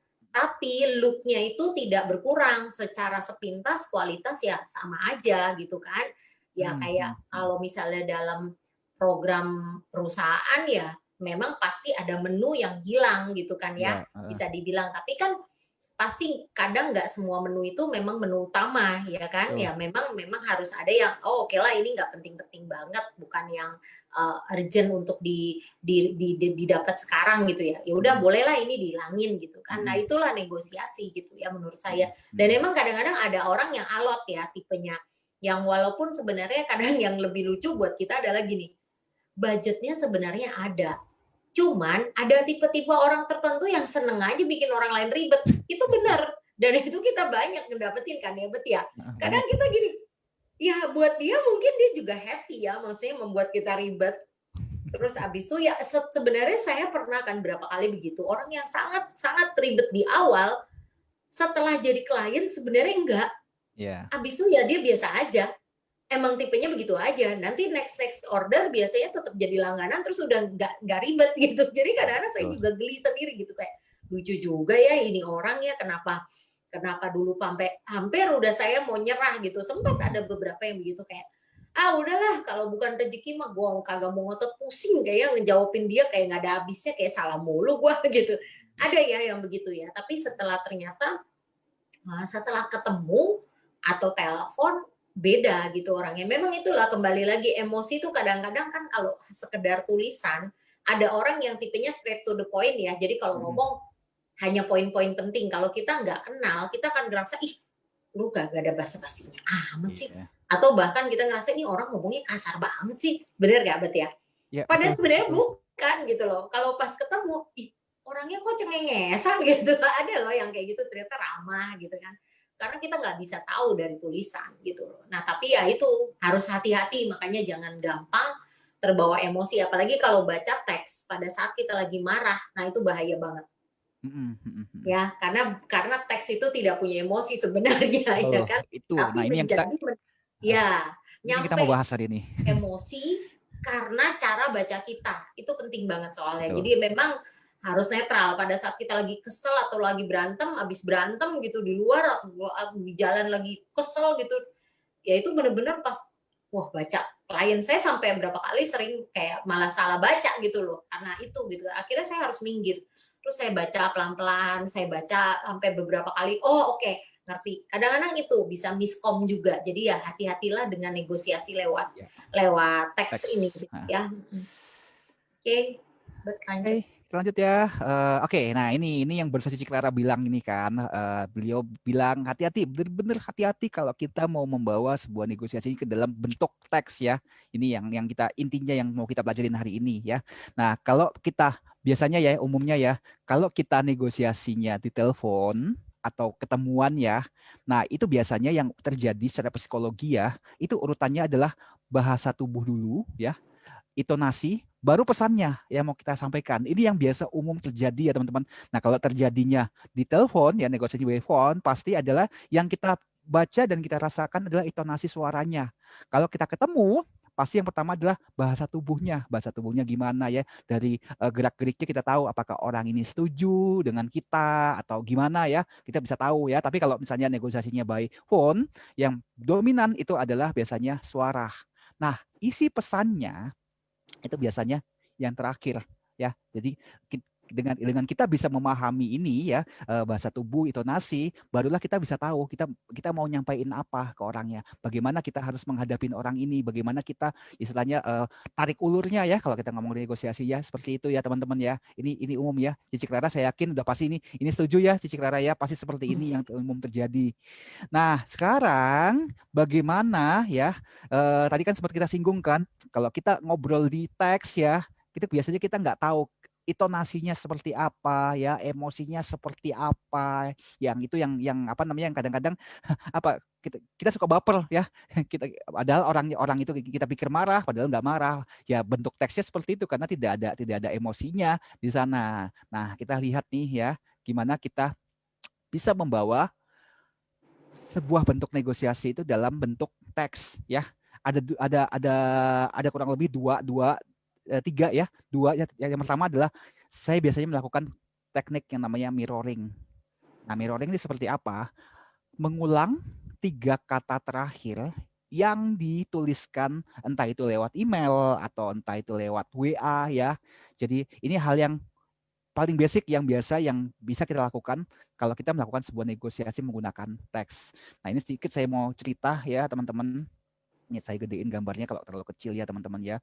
Ini ada sebuah kejadian yang terjadi kurang lebih minggu yang lalu ya teman-teman ya. Di minggu lalu saya rencananya adalah saya punya ya kita tahu ya teman-teman, kita lakukan WFA ini, saya juga sering online seperti ini dan saya lagi butuh kabel nih ceritanya teman-teman.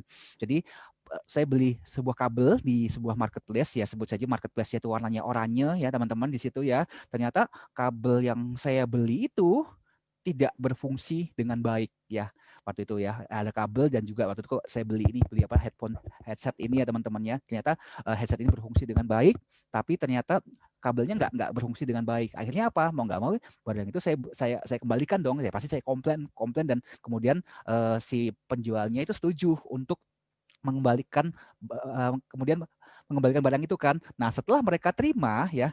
Nah, ini teman-teman, ini WA dari ininya, dari orangnya ya teman-teman ya.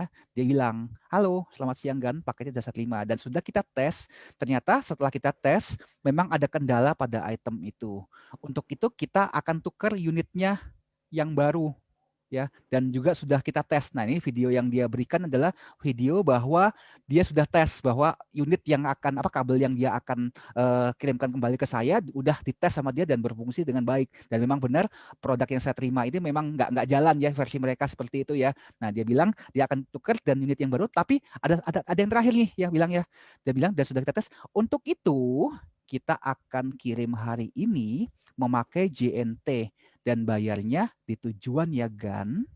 Ya, perhatikan teman-teman, bayarnya. Jadi artinya dia mau supaya saya yang nanggung ongkirnya ya. Padahal teman-teman, pada saat saya mengirimkan produk ini kembali ke dia, saya sudah bayar ongkir lalu ke dia. Nah, sekarang dia mau kirim balik, dia minta supaya saya bayar ongkirnya, ya kan? Nah, apa reaksi saya? Ya, saya tentu saja ya saya bisa kesal dong. Loh, kenapa saya harus ini? Kenapa saya harus tanggung ongkirnya? Kan yang salah bukan gua, yang salah kan dia, ya kan teman-teman kan? Nah, saya bisa memilih untuk marah-marah ya sama dia, ya gimana sih ini kan? Ya kan tanggung jawab lu dong sebagai seller untuk ini dong, kirim balik ke saya. Kenapa saya harus bayar lagi? Kan seperti itu. Saya bisa memilih seperti itu ya, marah-marah ya teman-teman, dengan penuh emosi ya teman-teman ya. Nah, tapi apa yang saya lakukan di sini teman-teman? Ya, saya mulai melakukan sebuah teknik yang disebut dengan mirroring ya. Jadi perhatikan ya teman-teman, di WA yang pertama ya, kata terakhirnya dibilang apa? Dibilang bayar di tujuan ya Gan ya. Kemudian lihat balasan saya apa di sini. Ya, saya melakukan mirroring.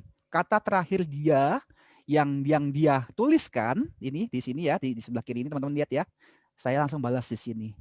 Bayar di tujuan. Ya, saya melakukan mirroring, saya mengulangi kata-katanya dia ya teman-teman, dan perhatikan apa yang dia balas ya. Setelah kurang lebih beberapa waktu, ada 6 menit ya, dia langsung balas, dari kita maksimum untuk ongkir 9.000 dah ya. Kelihatannya teman-teman ya bahwa dia mungkin mulai merasa nggak enak ya, makanya dia bilang dari kita maksimum ongkir adalah 9.000. Nah, kemudian perhatikan teman-teman, saya kembali melakukan yang namanya mirroring ya teman-teman. 9.000 ya. Habis itu saya diem teman-teman. Ini yang disebut dengan istilah teknik mirroring ya. Sebuah teknik negosiasi menggunakan teks seperti ini. Jadi kita mirroring. Kata-kata terakhirnya dia apa, itu yang kita berikan kepada dia ya. Nah, ketika saya menjawab mirroring seperti ini 9.000, nah apa yang dia jawab kemudian? Coba kita konfirmasi ke tim terkait terlebih dahulu ya. Jadi dia pasti, saya yakin dan percaya, dia merasa nggak enak ya teman-teman, seperti itu ya teman-teman. Nah, setelah itu apa, waktu dia balas ini, yang saya lakukan adalah apa? Saya diem teman-teman ya. Ini saya tulis di sini ya.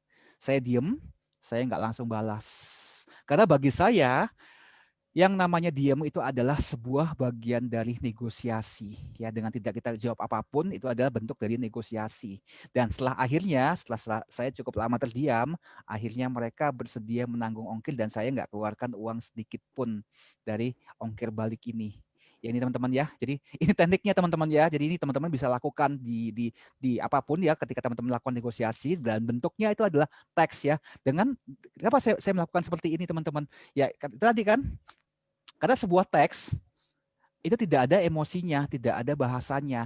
Instead tadi saya marah-marah, saya bisa aja marah-marah kan, komplain lu gimana kan, salah lu kan ngasih barang nggak bener gini kan. Tapi saya tidak marah-marah kan, ya buat apa juga marah-marah kan. Nah karena masing-masing kedua belah pihak, ingat ya tadi konsep pertama ya teman-teman ya, kedua belah pihak itu memiliki sebuah tujuan yang sama, ingin supaya transaksinya sama-sama selesai ya. Dia sebagai seller ya teman-teman ya, dia pasti kan juga kepingin cepat ini apa uangnya dia terima uang ya, karena kan kalau marketplace kan pasti uang transaksi ditahan kan, dia pengen cepat dapat dapat apa namanya dapat uangnya. Dan sementara di posisi saya juga adalah saya pengen cepet juga dapat barangnya karena barang ini saya mau pakai, barang ini saya mau pakai untuk saya gunakan untuk ini acara daily sharing network number one ini. Bayangin kalau saya nggak punya kabel kan, nggak punya kayak bisa sih saya order ke seller yang lain, tapi akhirnya apa, saya text time dong, jadi saya buang waktu lagi kan, harusnya saya sudah bisa pakai ya, saya butuh waktu lagi. Buat saya nggak ada masalah saya mau order sama orang lain kan, saya batalin aja ini kan. Nah di posisi dia, keinginannya dia apa, dia pengen juga supaya transaksi ini cepat selesai, dia bisa segera terima uangnya ya, uangnya dicairkan sama si marketplace. Jadi teman-teman perhatikan kan, kedua belah pihak baik saya maupun si seller ini sama-sama memiliki kepentingan yang sama, tujuan yang sama, supaya apa, transaksi ini cepat selesai. Nah tapi di posisi saya sebagai pembeli, saya nggak mau nanggung ongkirnya walaupun cuma 9.000. Nah, jadi ini teknik yang saya lakukan adalah melakukan mirroring ini, teman-teman. Saya ulangi apa yang dia katakan terakhir ya, teman-teman. Nah, itu. Jadi akhirnya ya udah di transaksi sini ya udah saya akhirnya dia kirim barang tanpa ongkir lagi ya, teman-teman ya. Nah, kemudian yang kedua, jadi ini masih lanjutan ya. Jadi mirroring dan kedua adalah labeling ya, teman-teman ya. Jadi ada dua teknik yang saya lakukan, labeling ya. Nah, biasanya konsep mirroring dan label ini biasanya saling terkait, teman-teman. Jadi bisa teman-teman lakukan secara bersamaan. Nah, ini saya ambil contoh maksudnya ya, teman-teman ya. Apa yang dimaksud dengan labeling adalah saya merangkum dia itu orang seperti apa. Misalnya nih saya contohnya teman-teman, ini baru kemarin ya, saya ya beberapa hari yang lalu ya, saya ngobrol via telepon dengan seorang senior yang dia cukup berpengalaman ya dalam dunia coaching ya, dunia konsultasi coaching apa, dia tuh udah jago ya, sudah punya cukup nama di sana ya. Jadi teknik saya adalah saya banyak bertanya kepada beliau tentang tujuannya dia, tentang impiannya dia ya. Jadi itu yang saya tanyakan ke beliau. Nah, apapun yang dia katakan ya, saya selalu mengakhiri dengan kata-kata adalah Bapak itu adalah orang yang sangat luar biasa.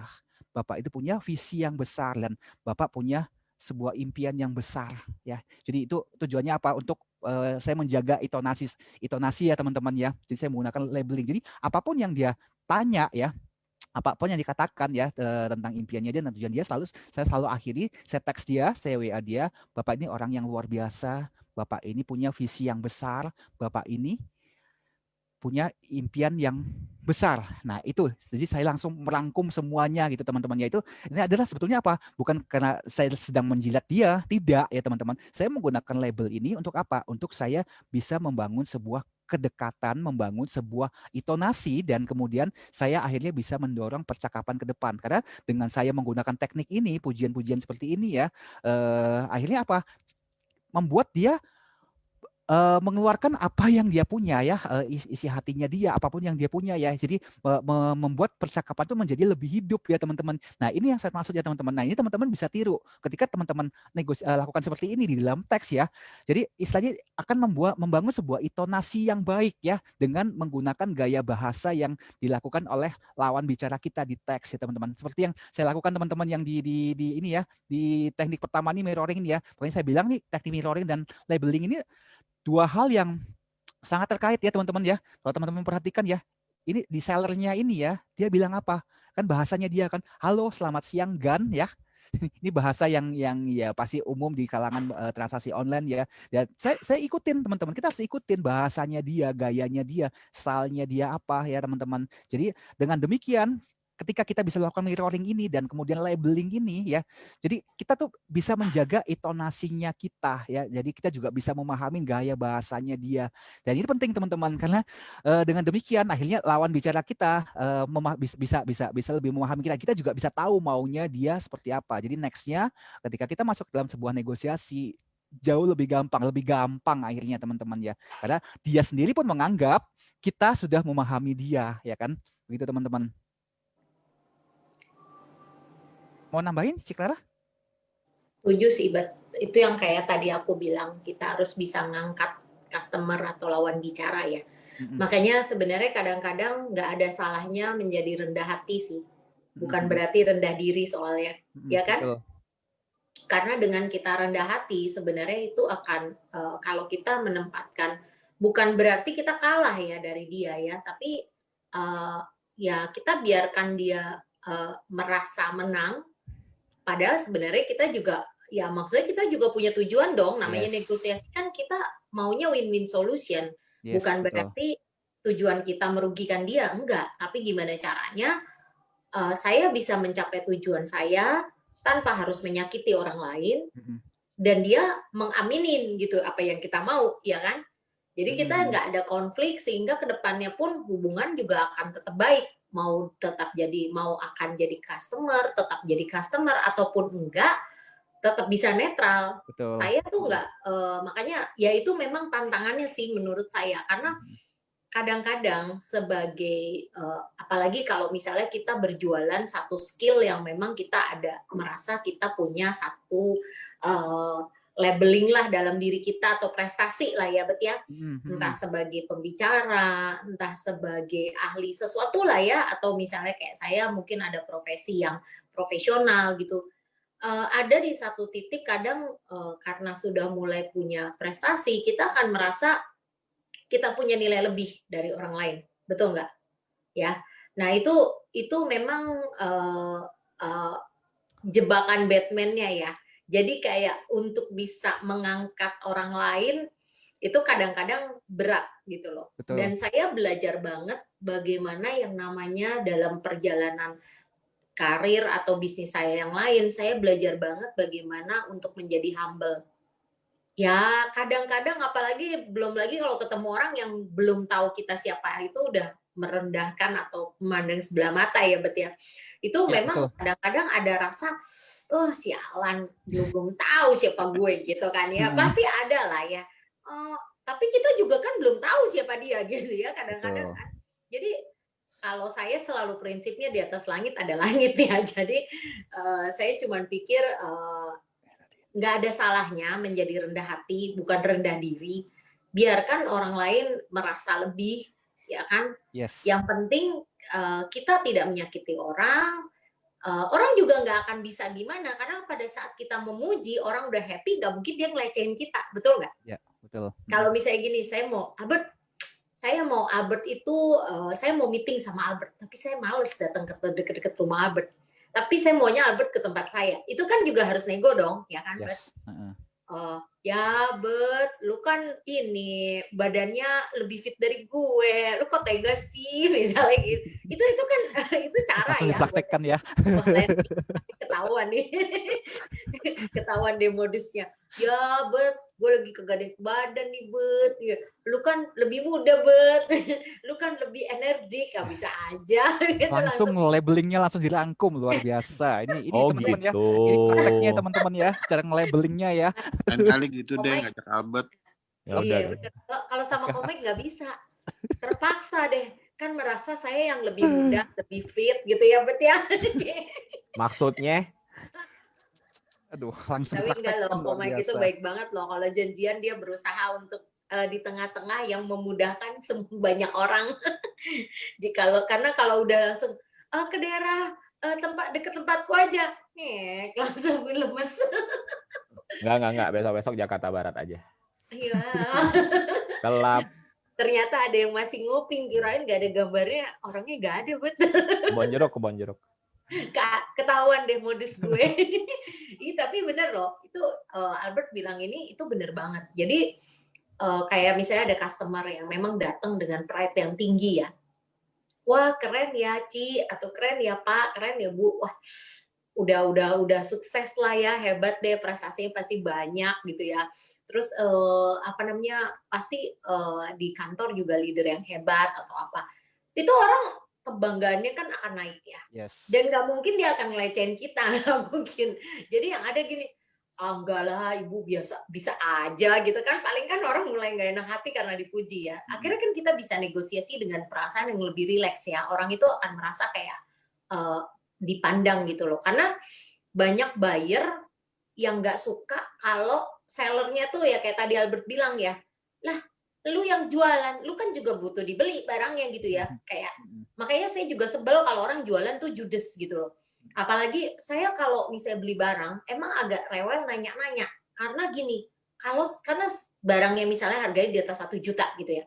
Pasti saya mau make sure nih barang real, kondisinya bagus. Karena bisa aja saya punya rencana ke depan lebih lanjut, saya mau beli lagi. Tapi kan orang yang jualan kan belum tentu tahu kan maksud saya seperti itu kan. Kalau dia tahu saya mau beli banyak, pasti dia udah menjilat dengan luar biasa gitu. Saya baru kejadian nih kayak ceritanya Albert juga di marketplace. Saya nanya, jawabnya lama, kadang-kadang nggak nyambung. Oke, saya tetap beli.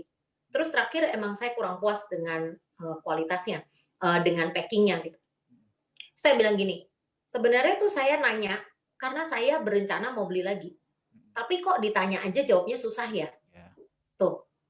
Nah inilah, jadi kadang-kadang jangan sampai kita kehilangan customer yang ternyata memang serius beli atau akan beli lagi hanya gara-gara kita malas ngelayanin.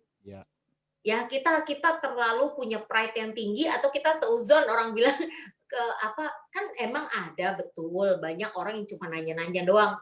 Ya udahlah, nggak apa-apa juga kan, gitu kan. At least dia nanya, mungkin dia masih compare karena mungkin budgetnya terbatas atau karena mungkin dia belum kenal kita, ya itu wajar. Orang kalau belum kenal, namanya tak kenal maka tak sayang ya. Jadi ya kalau buat saya kembali ke masing-masing diri kita mau menempatkan diri kita sebagai apa yang menjadi keunggulan kita, apakah hanya barang atau juga servis kita, ya kan? Yang membuat bisnis kita bisa long term biasanya ya kalau servis kita juga baik. Benar nggak, Bet? Betul. Nah, ya ini labeling itu merangkum dia seperti apa, itu merangkum setinggi langit sih. Tapi itu sebuah cara untuk kita tetap jaga ini internasi kita ya kan. Jadi seolah-olah kita ngikutin dia sebenarnya. Betul. Kita kasih orang happy lah bisa dibilang ya. Dan kemudian setelah kita lakukan ini, kita kan masuk yang ketiga nih ya, kita lihat ya. Ini tadi yang sempat Cik Clara jelaskan sedikit ya. Jadi kalau saya istilahnya bahasa saya bilang show don't tell ya, show don't tell ya. Jadi dengan kita menyesuaikan intonasi kita dengan lawan negosiasi kita, nah biasanya ini tadi ya, ini lanjutannya yang tadi nomor 2 tadi ya, mereka biasanya akan lebih terbuka tentang apa yang dia mau ya. Ya saya ulangin ya, mereka akan terbuka dengan apa yang dia mau, terus kemudian mereka akan lebih terbuka dengan masalahnya mereka ya. Jadi ini. Nah, ini akan menggiring kita ke teknik yang ketiga ini, show don't tell ya. Jadi begitu dia terbuka dengan masalahnya dia, problemnya dia, kita langsung tahu dong solusi apa yang kira-kira akan bisa kita tawarkan ke mereka. Nah, kita balik lagi ya ini kan kita lakukan negosiasi dalam bentuk teks ya. Ingat ya, entah itu email, entah itu WA ya. Balik lagi ya teman-teman ya, karena kita dalam konteks kita nggak ketemu, kita juga nggak telepon ya. Nah, begitu dia terbuka dengan apa yang dia mau, berikutnya adalah, nah ini yang kita bisa lakukan, jangan pernah tunjukkan ke mereka kelebihan kita, keunggulan kita, kekuatan kita. Ya, saya ulangi, jangan pernah kasih tahu ke dia kelebihan kita, kekuatan kita, keunggulan kita apa. Ya, misalnya contoh, saya seorang digital marketing ya, seorang digital agency ya, kita punya agency, kita kasih tahu mereka, Pak, kita bisa bikin website-nya ada bisa dengan berbagai macam feature canggih ya, kita bisa bikin apps-nya juga, kita juga bisa bantu Bapak naikin traffic-nya Bapak ke sosial medianya Bapak masing-masing kan. No, don't tell ya. Tapi yang kita lakukan adalah apa? Kita tunjukkan ke mereka dengan apa? Dengan menggunakan video singkat. Misalnya dalam case-nya kita ya, teman-teman, dalam case saya ya sebagai seorang digital agency ya, digital marketing ya, yang saya lakukan apa? Ya, boleh nggak lihat Pak website Bapak seperti apa? Selama ini Bapak mendatangkan traffic seperti apa? Apakah lewat Instagram atau lewat apa ya? Coba bisa nggak Bapak kasih ke saya?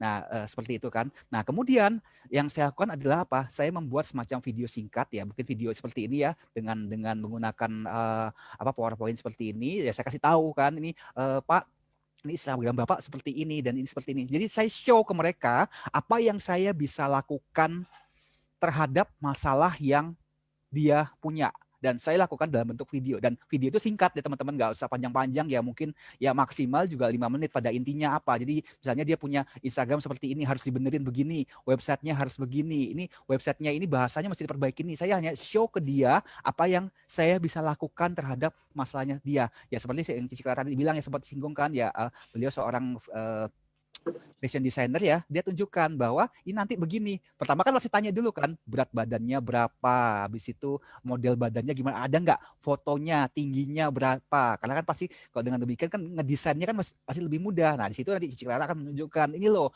kalau misalnya dengan potongan badan yang modelnya kayak gini, nanti desainnya lebih bagusnya ini, cocoknya dipasang seperti itu. Ya kayak gitu ya Cici Clara ya, kalau di dalam dunia desain seperti itu nggak? Ya itu teman-teman. Yang dibilang Albert ini bisa diaplikasikan ke semua bidang sih kalau Betul, menurut saya. betul. Misalnya kalau contoh dalam konteksnya saya ya, dalam bentuk jasa kan saya. Kadang-kadang ya ini hal yang sama seperti dalam bidang digital atau yang lain ya. Berpakaian itu juga banyak orang salah kaprah cara berpakaian. Jadi terutama perempuan yang paling ribet sama masalah baju ya. Karena cewek itu ada curve ya yang harus terlihat, pinggang, panggul ya itu. Jadi mereka suka berpikir, oh pundak saya besar, lebar, saya gemuk di atas, jadi saya harus tutup. Tutup itu seperti apa? Jadi akhirnya saya selalu show itu dalam bentuk misalnya saya ada kalau saya ketemu, saya kasih lihat nih foto. Coba lu compare sendiri nih. Kalau orang dengan postur seperti ini, berpakaian seperti ini, dan yang seperti ini, mana yang lebih enak dilihat? Oh iya ya, ternyata gini-gini. Itu orang suka nggak notice, karena pada saat kita ngaca, itu beda sama orang lihat. Karena pada saat kita ngaca, kita cuma fokus pada kekurangan tubuh kita. Betul nggak? Betul. Tapi orang ngelihat, itu overall. Nah, makanya bagian yang lu tidak mau orang melihat, lu jangan spotlight. Itu yang suka terbalik. Bagian yang dia rasa nih, wah saya lebar nih di atas saya ini. Ya jangan di spotlight di situ. Dengan lu membuat itu tertutup, ditutupin bunga, di apa, itu malah jadi spotlight. Gimana caranya? Mana bagian tubuh lu yang lu paling suka? Oh, gue suka kaki gue kecil. Oke, spotlight di sono. Kakiku ramping, kakiku jenjang. Jadi kalau kelihatan, saya kelihatan lebih tinggi. That's good. That's the point. Oke, gimana caranya making better shape dari orang lihat, mata orang luar, di atas kelihatan lebih kecil, kaki kelihatan lebih jenjang, jadi lu lebih proporsional. Karena tidak ada kategori badan lu perfect, karena itu cuma badan model. Model pun kategorinya juga banyak, ya kan? Jadi saya membantu mereka untuk bagaimana caranya gini, bikin baju bagus semua orang pasti bisa. Banyak orang yang bisa. Menawarkan harga murah, mahal itu relatif. Tapi gimana caranya? Gue tahu nih karaktermu, pembawaanmu, pertama bajumu nyaman kamu pakai. Karena banyak orang rela pakai baju yang tidak nyaman demi terlihat cantik, bener gak? Ya kan? Kedua, bajumu juga membuat badanmu terlihat lebih proporsional. Mana yang menjadi kelebihanmu lebih kelihatan, yang menjadi kekurangan lebih tidak menjadi menonjol. Habis itu detailing dan sebagainya ya itu by request karena sesuai dengan budget ya. Nah, itu sama dengan kayak tadi Albert bilang show. Ya memang harus dikasih lihat karena orang kadang nggak ngeh.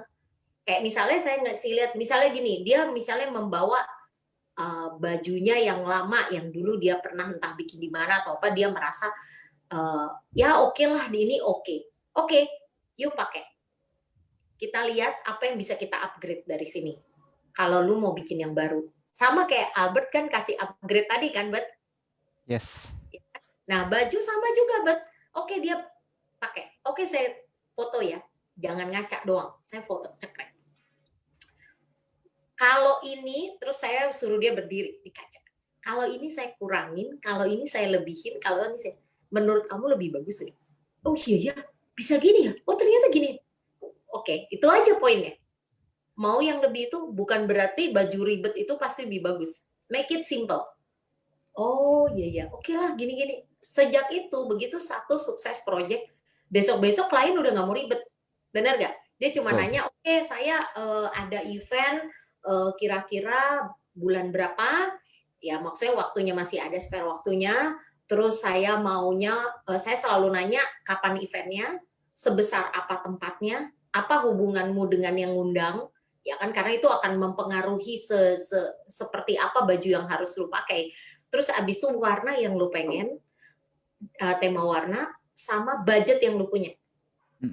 Ya udah, itu jadi saya udah langsung tahu batasan-batasannya, langsung saya kasih saya 3 hari, biasa maksimal saya desain. 3 hari ini saya akan kirim 2 sampai maksimal 3 desain. Kenapa maksimal 3? Lebih dari itu orang bingung. Terlalu banyak pilihan, ntar ujung-ujungnya juga lempar balik. Menurut kamu yang mana yang bagus? Benar nggak, Bet? Betul, ya kan? betul. Nah, itu pasti sama kalau kategori mungkin desain grafis, ya kan, atau misalnya desain interior. Kalau kita terlalu kasih banyak orang pilihan, orang pasti bingung malahan. Betul. Nah, makanya saya tuh sampai ada customer yang bahkan ngedesain rumahnya aja mau beli sesuatu panjangan dan sebagainya nanya sama saya. Saya sampai ketawa deh. Jadi akhirnya kadang-kadang saya udah kayak personal advisor gitu, kayak datang, ini WC gue bisa diapain ya? Ini ya kebetulan kan dulu juga kuliahnya teknik sipil ya. Cuman gini kan, karena saya suka gitu kan dengan berbau interior. Terus abis itu ini lampu saya enaknya diganti model apa ya? Terus bangku saya enaknya warna apa ya? Itu jadi lucu dan buat saya fun lah ya. Memang kayak kata Koko dulu kan kita belajar di astrologi, itu saya juga surprise ternyata di astrologi itu memang ada bagian di dalam rumah ya, saya pokoknya suka aja ngatur-ngatur furniture di rumah. Ternyata matching ya sama pelajaran-pelajaran Sage Divine.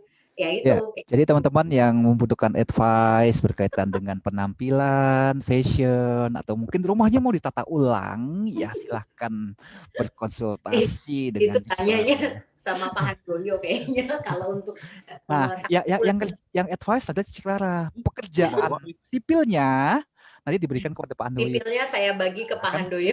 Bagi tugas kan kita sebagai seorang businessman bagi tugas, jadi kita nggak ambil semua, kita bagi cuan ke teman-teman semua.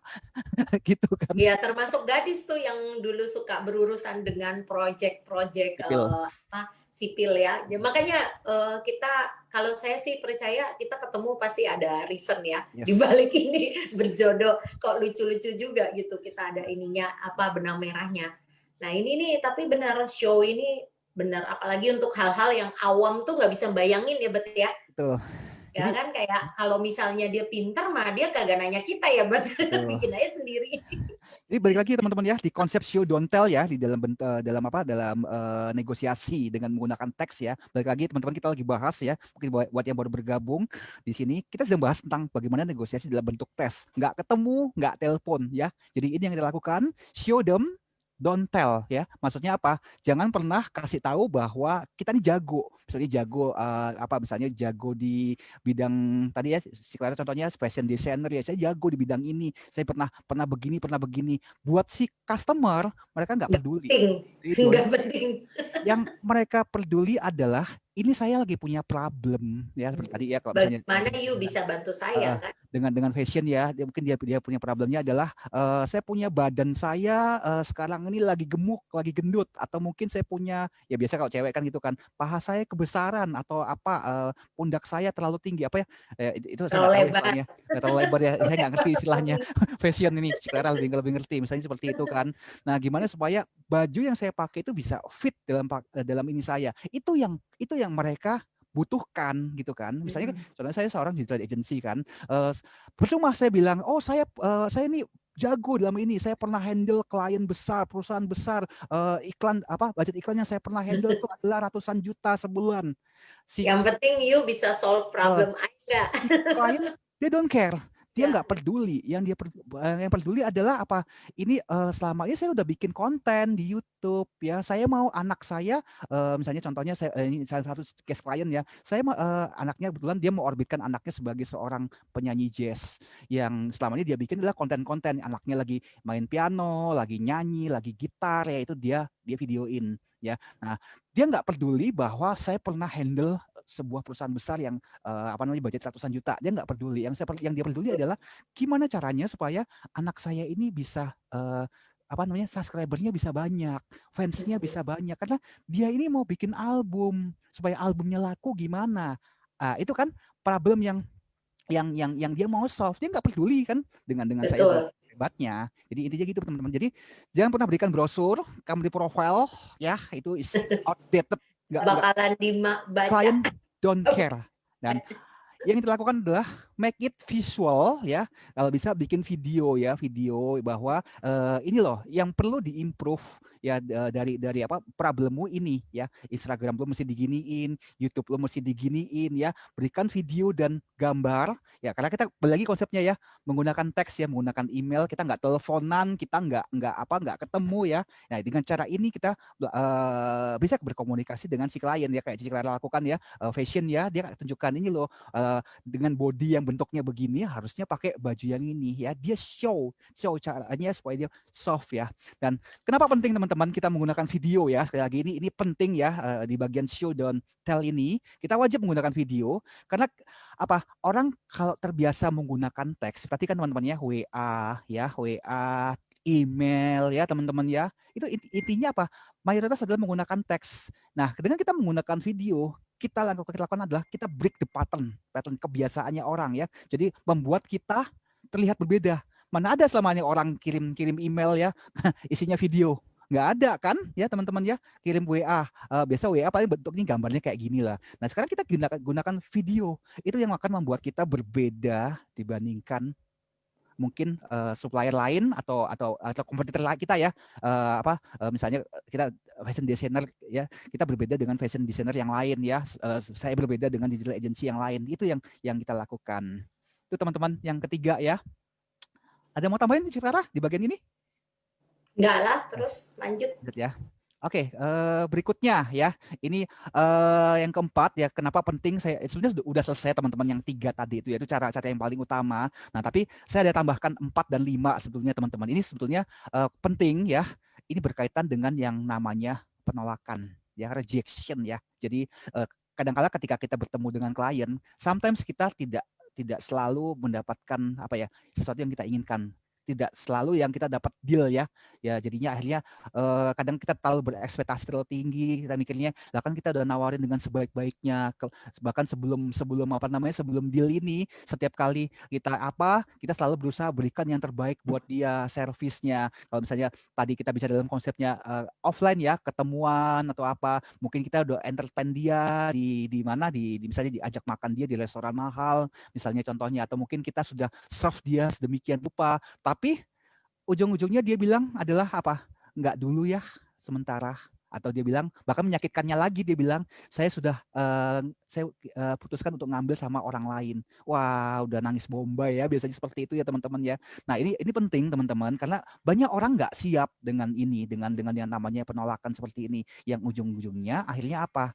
Udah akhirnya, wah saya nggak cocok ternyata di bisnis ini ya. Langsung 3 hari 3 malam nggak keluar kamar ya, seperti itu ya teman-teman.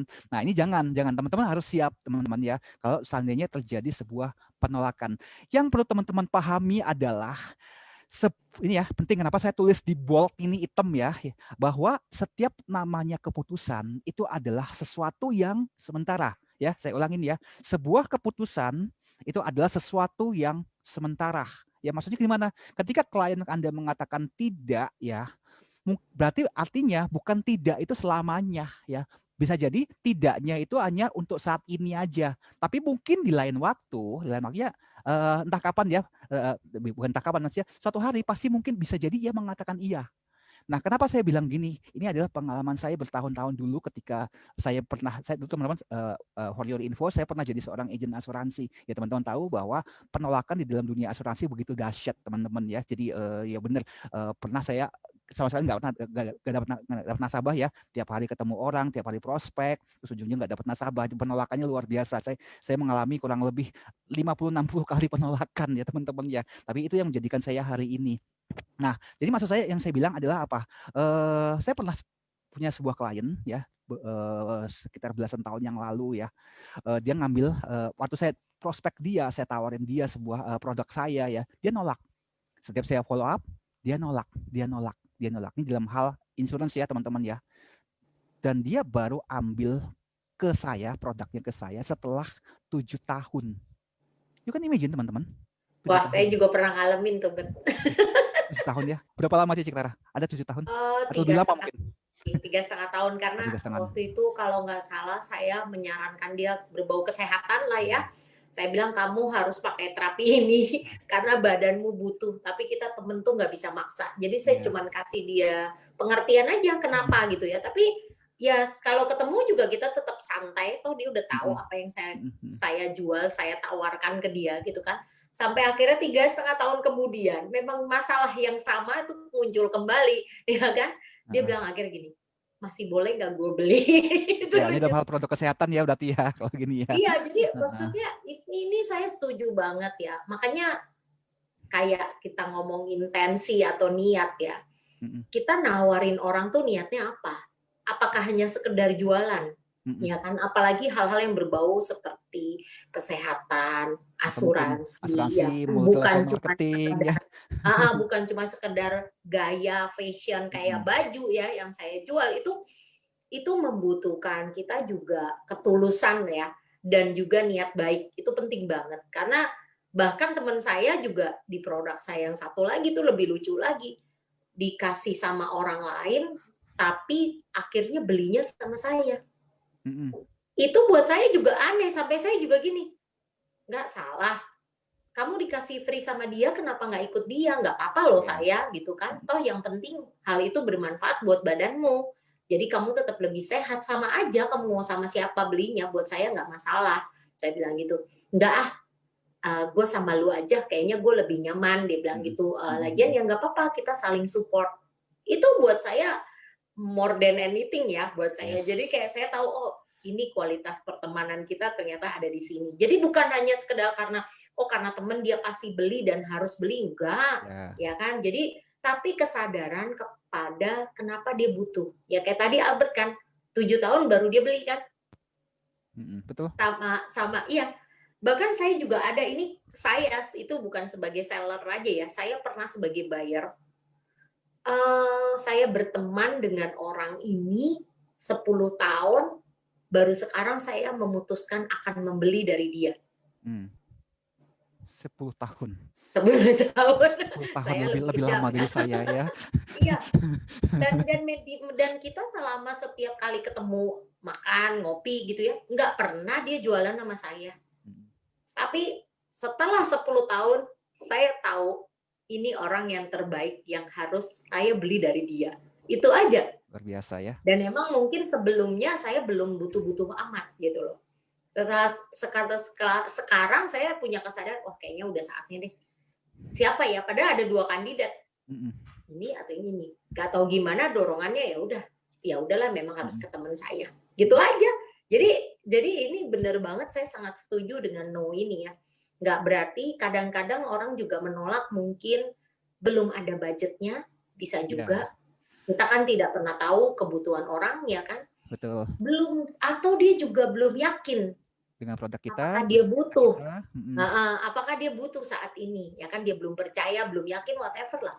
Ya itu makanya butuh kesabaran untuk kita mengedukasi atau bernegosiasi atau juga pendekatan ya. Buat saya itu akhirnya saya jadikan itu kayak challenge aja, game-game. Maksudnya dalam arti bukan game ya, bukan game dalam arti negatif ya, tapi buat saya itu men-challenge kesabaran saya. Kalau saya care sama teman saya dan saya tahu dia membutuhkan ini, saya akan tetap mengingatkan dia. Kalau dia beli sama orang lain, it's okay, saya anggap itu bukan rezeki saya. tapi dia beli karena dia harus tahu dia butuh dan memang ini bagus buat dia pakai atau konsumsi atau apalah gitu loh. Ya ini keren sih memang. Ya. Nah, Itu ini seninya ya Bet ya. saya mengutip dikit ya, salah satu pakar hipnosis ya di Amerika sana, itu namanya Milton Erickson ya, teman-teman bisa Google ya, dia siapa kan, dia tuh banyak sekali memberikan insight-insight ya terhadap yang namanya psikologi manusia ya. Dia sendiri pernah bilang ya, ada 16 cara ya, saya ulangin, ada 16 cara untuk mengatakan tidak. Nah, ini biasanya ini terus terang saya ngomong ya, ini dengar baik-baik ya, dilakukan oleh wanita. Ya, jadi kalau teman-teman menawarkan sebuah produk atau apapun ya kepada seorang wanita, Jadi mereka cewek bisa mengatakan 16 cara untuk menolak kita. Itu ini bukan kata saya ya, menurut kata si Mr. Milton Erickson ini. Itu ya teman-teman ya. 16 cara. Jadi begitu, bayangin ya, kita begitu sulitnya ya. Jadi seorang wanita punya 16 cara untuk nolak kita. Begitu. Apa aja? Misalnya, nggak sekarang ya. Nggak dengan penawaran kayak gini, misalnya contohnya. Terus apa lagi? Nggak dengan kamu, saya mau belinya. Wih, ini sadis mah yang terakhir ini ya. You break my heart into pieces. Terus kemudian dari Cici Clara bilang ya, nggak cocok dengan harganya, dengan budgetnya, punya kamu mahal gitu kan. Terus bisa jadi dia ngomong lagi adalah bukan dengan penawaran seperti ini yang saya mau itu. Atau mungkin ya dia nolaknya ya tidak dengan dia.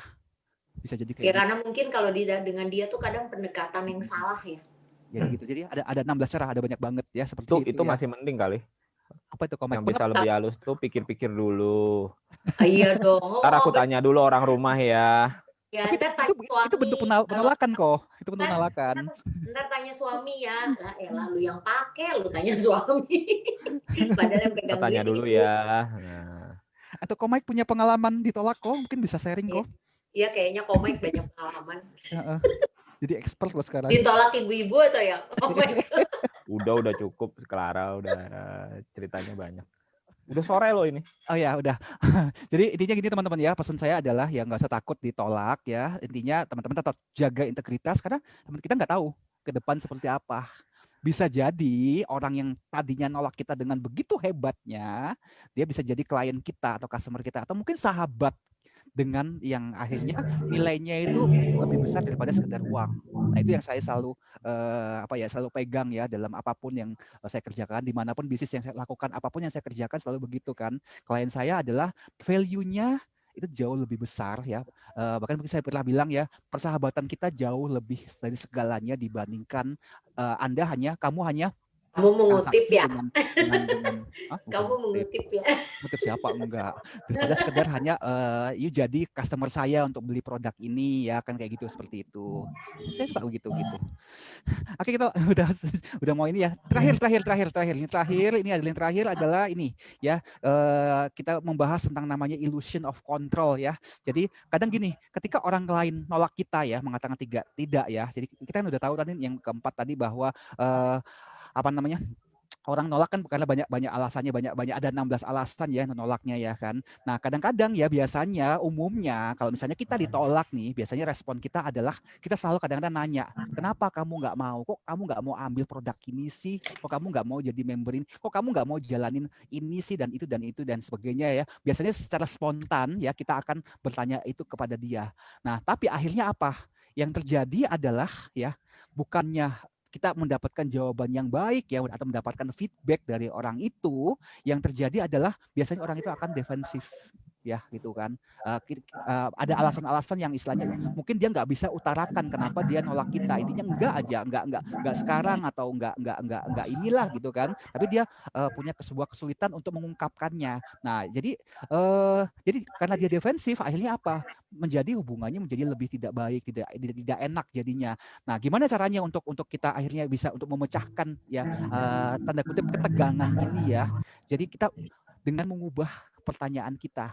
Instead kita nanya sama dia, kenapa kamu nggak mau ambil sih? Kenapa kamu akhirnya memutuskan untuk tidak bergabung lagi atau apa? Nah itu pertanyaannya kita rubah.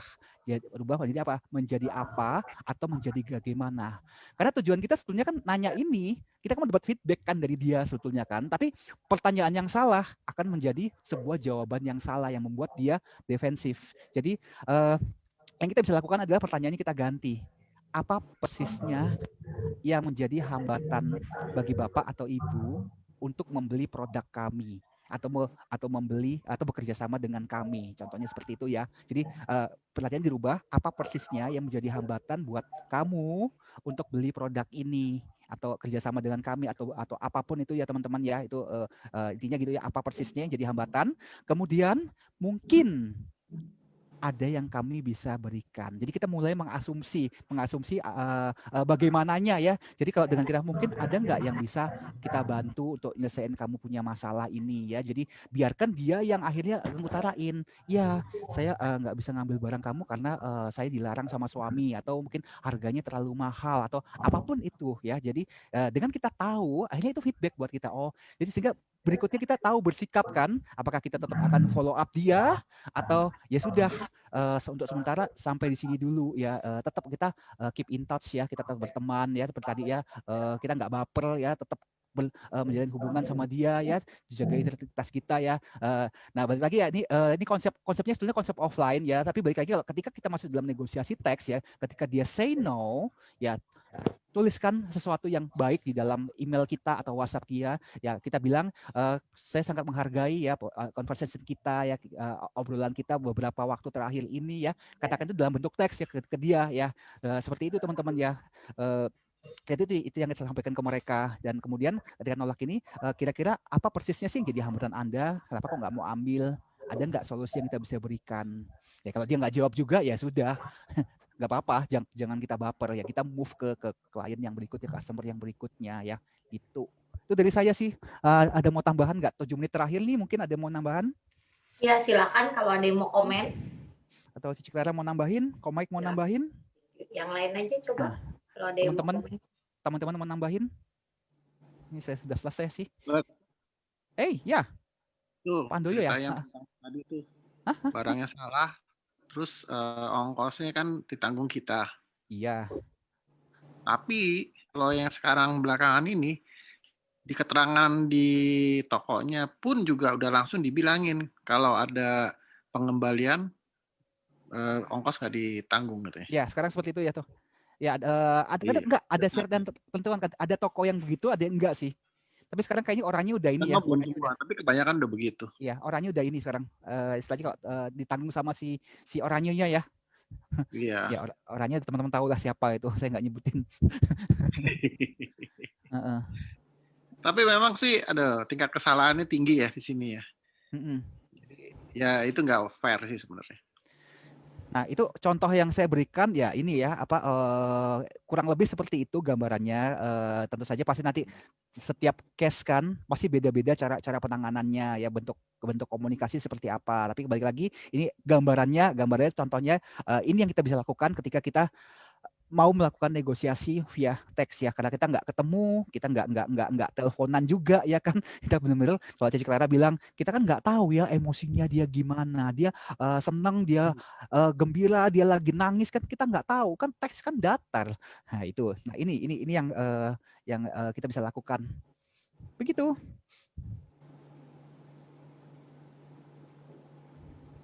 Oke, ada lagi yang mau komen, silakan. Mike, kok jangan diem-diem aja. Kata penutup kok. Ya, Mike aja yang tutup hari ini ah. Cukup. Terima kasih dan cukup. luar biasa. Udah cukup, orangnya nggak ada lagi.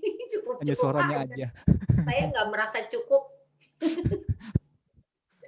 Bro Susilo mungkin mau ini mau komen. Lagi ngapain nih Bro Susilo? Diem-diem. Enggak. Bro Jo, Bro Axel, ya ini Bro Axel. Thank you. Kasih komen deh apa gitu ke. Jurus ke-17 penolakan dari Clara, bakar menyan dia, bahaya tuh. Buset. Ya, buat ya, awas tuh ya Jo. Oh, dukun Clara udah makin bahaya sekarang. Enak Tinggi aja. lah, udah takdir ya. Sembarangan. Halo Bro Excel, halo. Ya, halo. Halo. Ini teman-teman nih Bro Excel nih luar biasa nih dia. Beliau masih kuliah ya. Kuliah di Atmajaya. Semester berapa ya Bro? Semester 5 Bro. Oh, semester 5. Wah, mantep Bro. Ya, ini Ada rekamannya nggak kok? Ada, Buat ada. seminar. Yang Baik. Bro Excel ikut cuma hari pertama nanti ya. Hari pertama. Ya nanti kita kasih ya Bro. Oh ya, ntar Ya, dikasih. ntar dikasih, tenang aja. Mau nambahin? Mau nambahin Bro? Mungkin mau komentar sesuatu Bro Excel? Nanti aja kalau udah masuk grup, aduh udah daftar. Nanti aja kok, nggak apa. Siap. Oke, ada lagi? Pak Handoyo, ada komentar apa? Kata terakhir. Ngomong kata terakhir. Kata terakhir. Salah kata ya. Orang tua digituin ya. Wah, banget lo, baru. Pak Hardoyo tuh kok kelas kita loh. Jangan sampai bilang Pak Hardoyo orang tua loh. Oh, orang senior ya. Nah, serba salah kan? Tenang Pak Hardoyo. Ntar saya jewer dia. Tahu loh, Malang. Apa? kita kirim dari sini.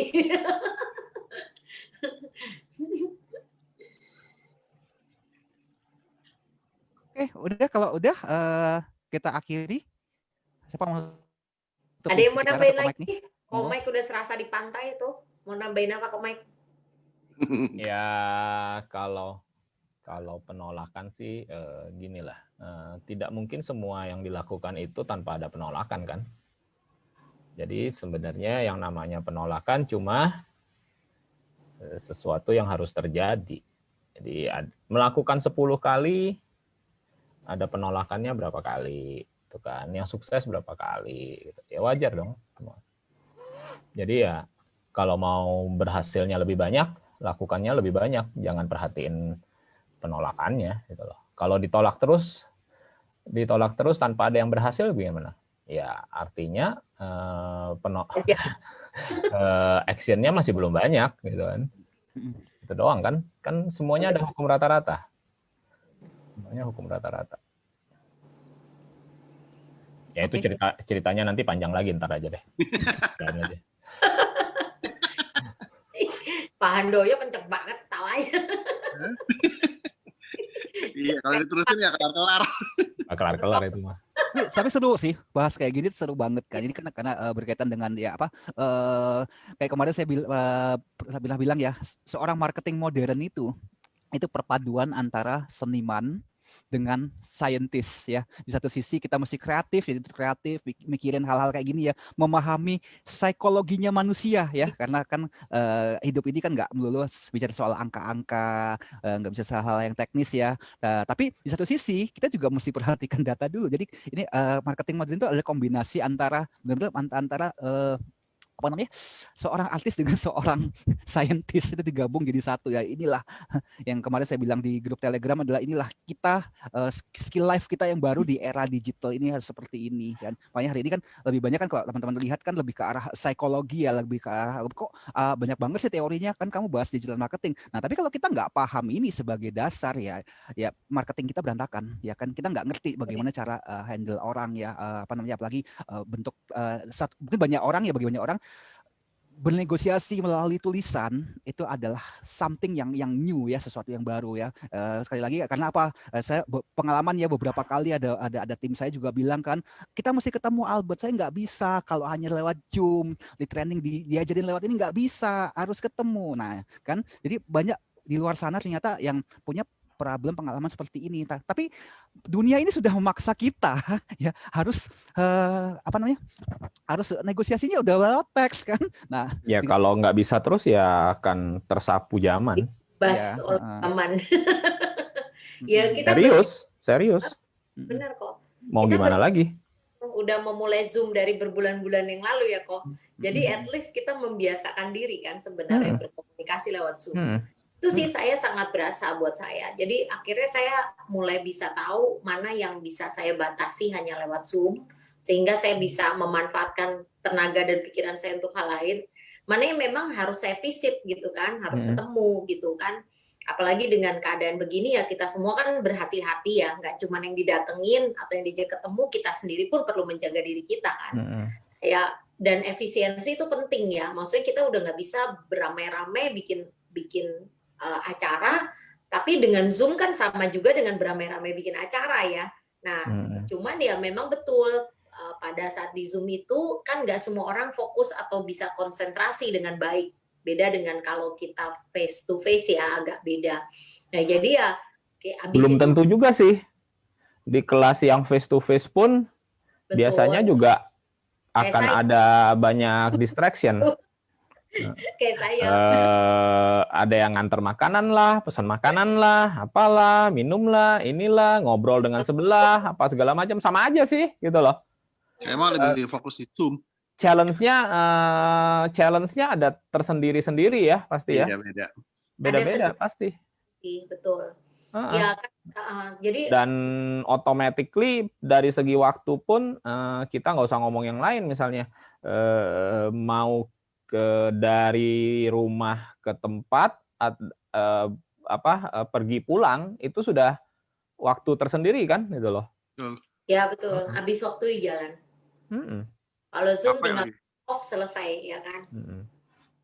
Ya jelas betul. Tanpa online kita nggak bisa dua sesi per hari loh. Betul banget. Udah drain badannya. Setiap hari. Ya, ada lagi kita mau tutup, udah malam. Ada lagi mau ditambahin kok? Cukup. Oke, jadi ya thank you buat hari ini, sore ini sesinya Albert sharing yang relax dan bermanfaat buat kita semua, mengingatkan kita lagi betapa pentingnya kita harus mulai melek teknologi, ya kan, belajar untuk merubah pola lama kita menjadi pola baru supaya kita lebih bisa menyesuaikan kondisi saat ini ya. Jadi kita bisa bertahan dan kita bisa tetap maju, ya kan. Makasih yang udah semua hadir di Zoom ini, ya kan. Thank you banget. Bro Axel, Bro Susilo. Jadi pukul 00 ntar malam ada Zoom spesial ya. Hah? Zoom apa? Malam. Zoom bobo. Enggak, aku nggak mau di Zoom, aku maunya dikirimin makanan. Dikirim. Minta buten. Kelamaan. Ya udah, monggo ditutup. Udah setengah 7. Oke. Thank you waktunya. Thank you Clara, thank you Albert. Terima kasih Terima Michael. Thank you. Bye. Thank you. Nanti malam yang mau ikut ada Cikung Teratai Putih ya, jam 8. Oke. Terima kasih semua. Bye. Bye-bye. Thank you semua. Bye. Bye. Thank you. Bye. Thank you. Thank you, Albert. Thank you.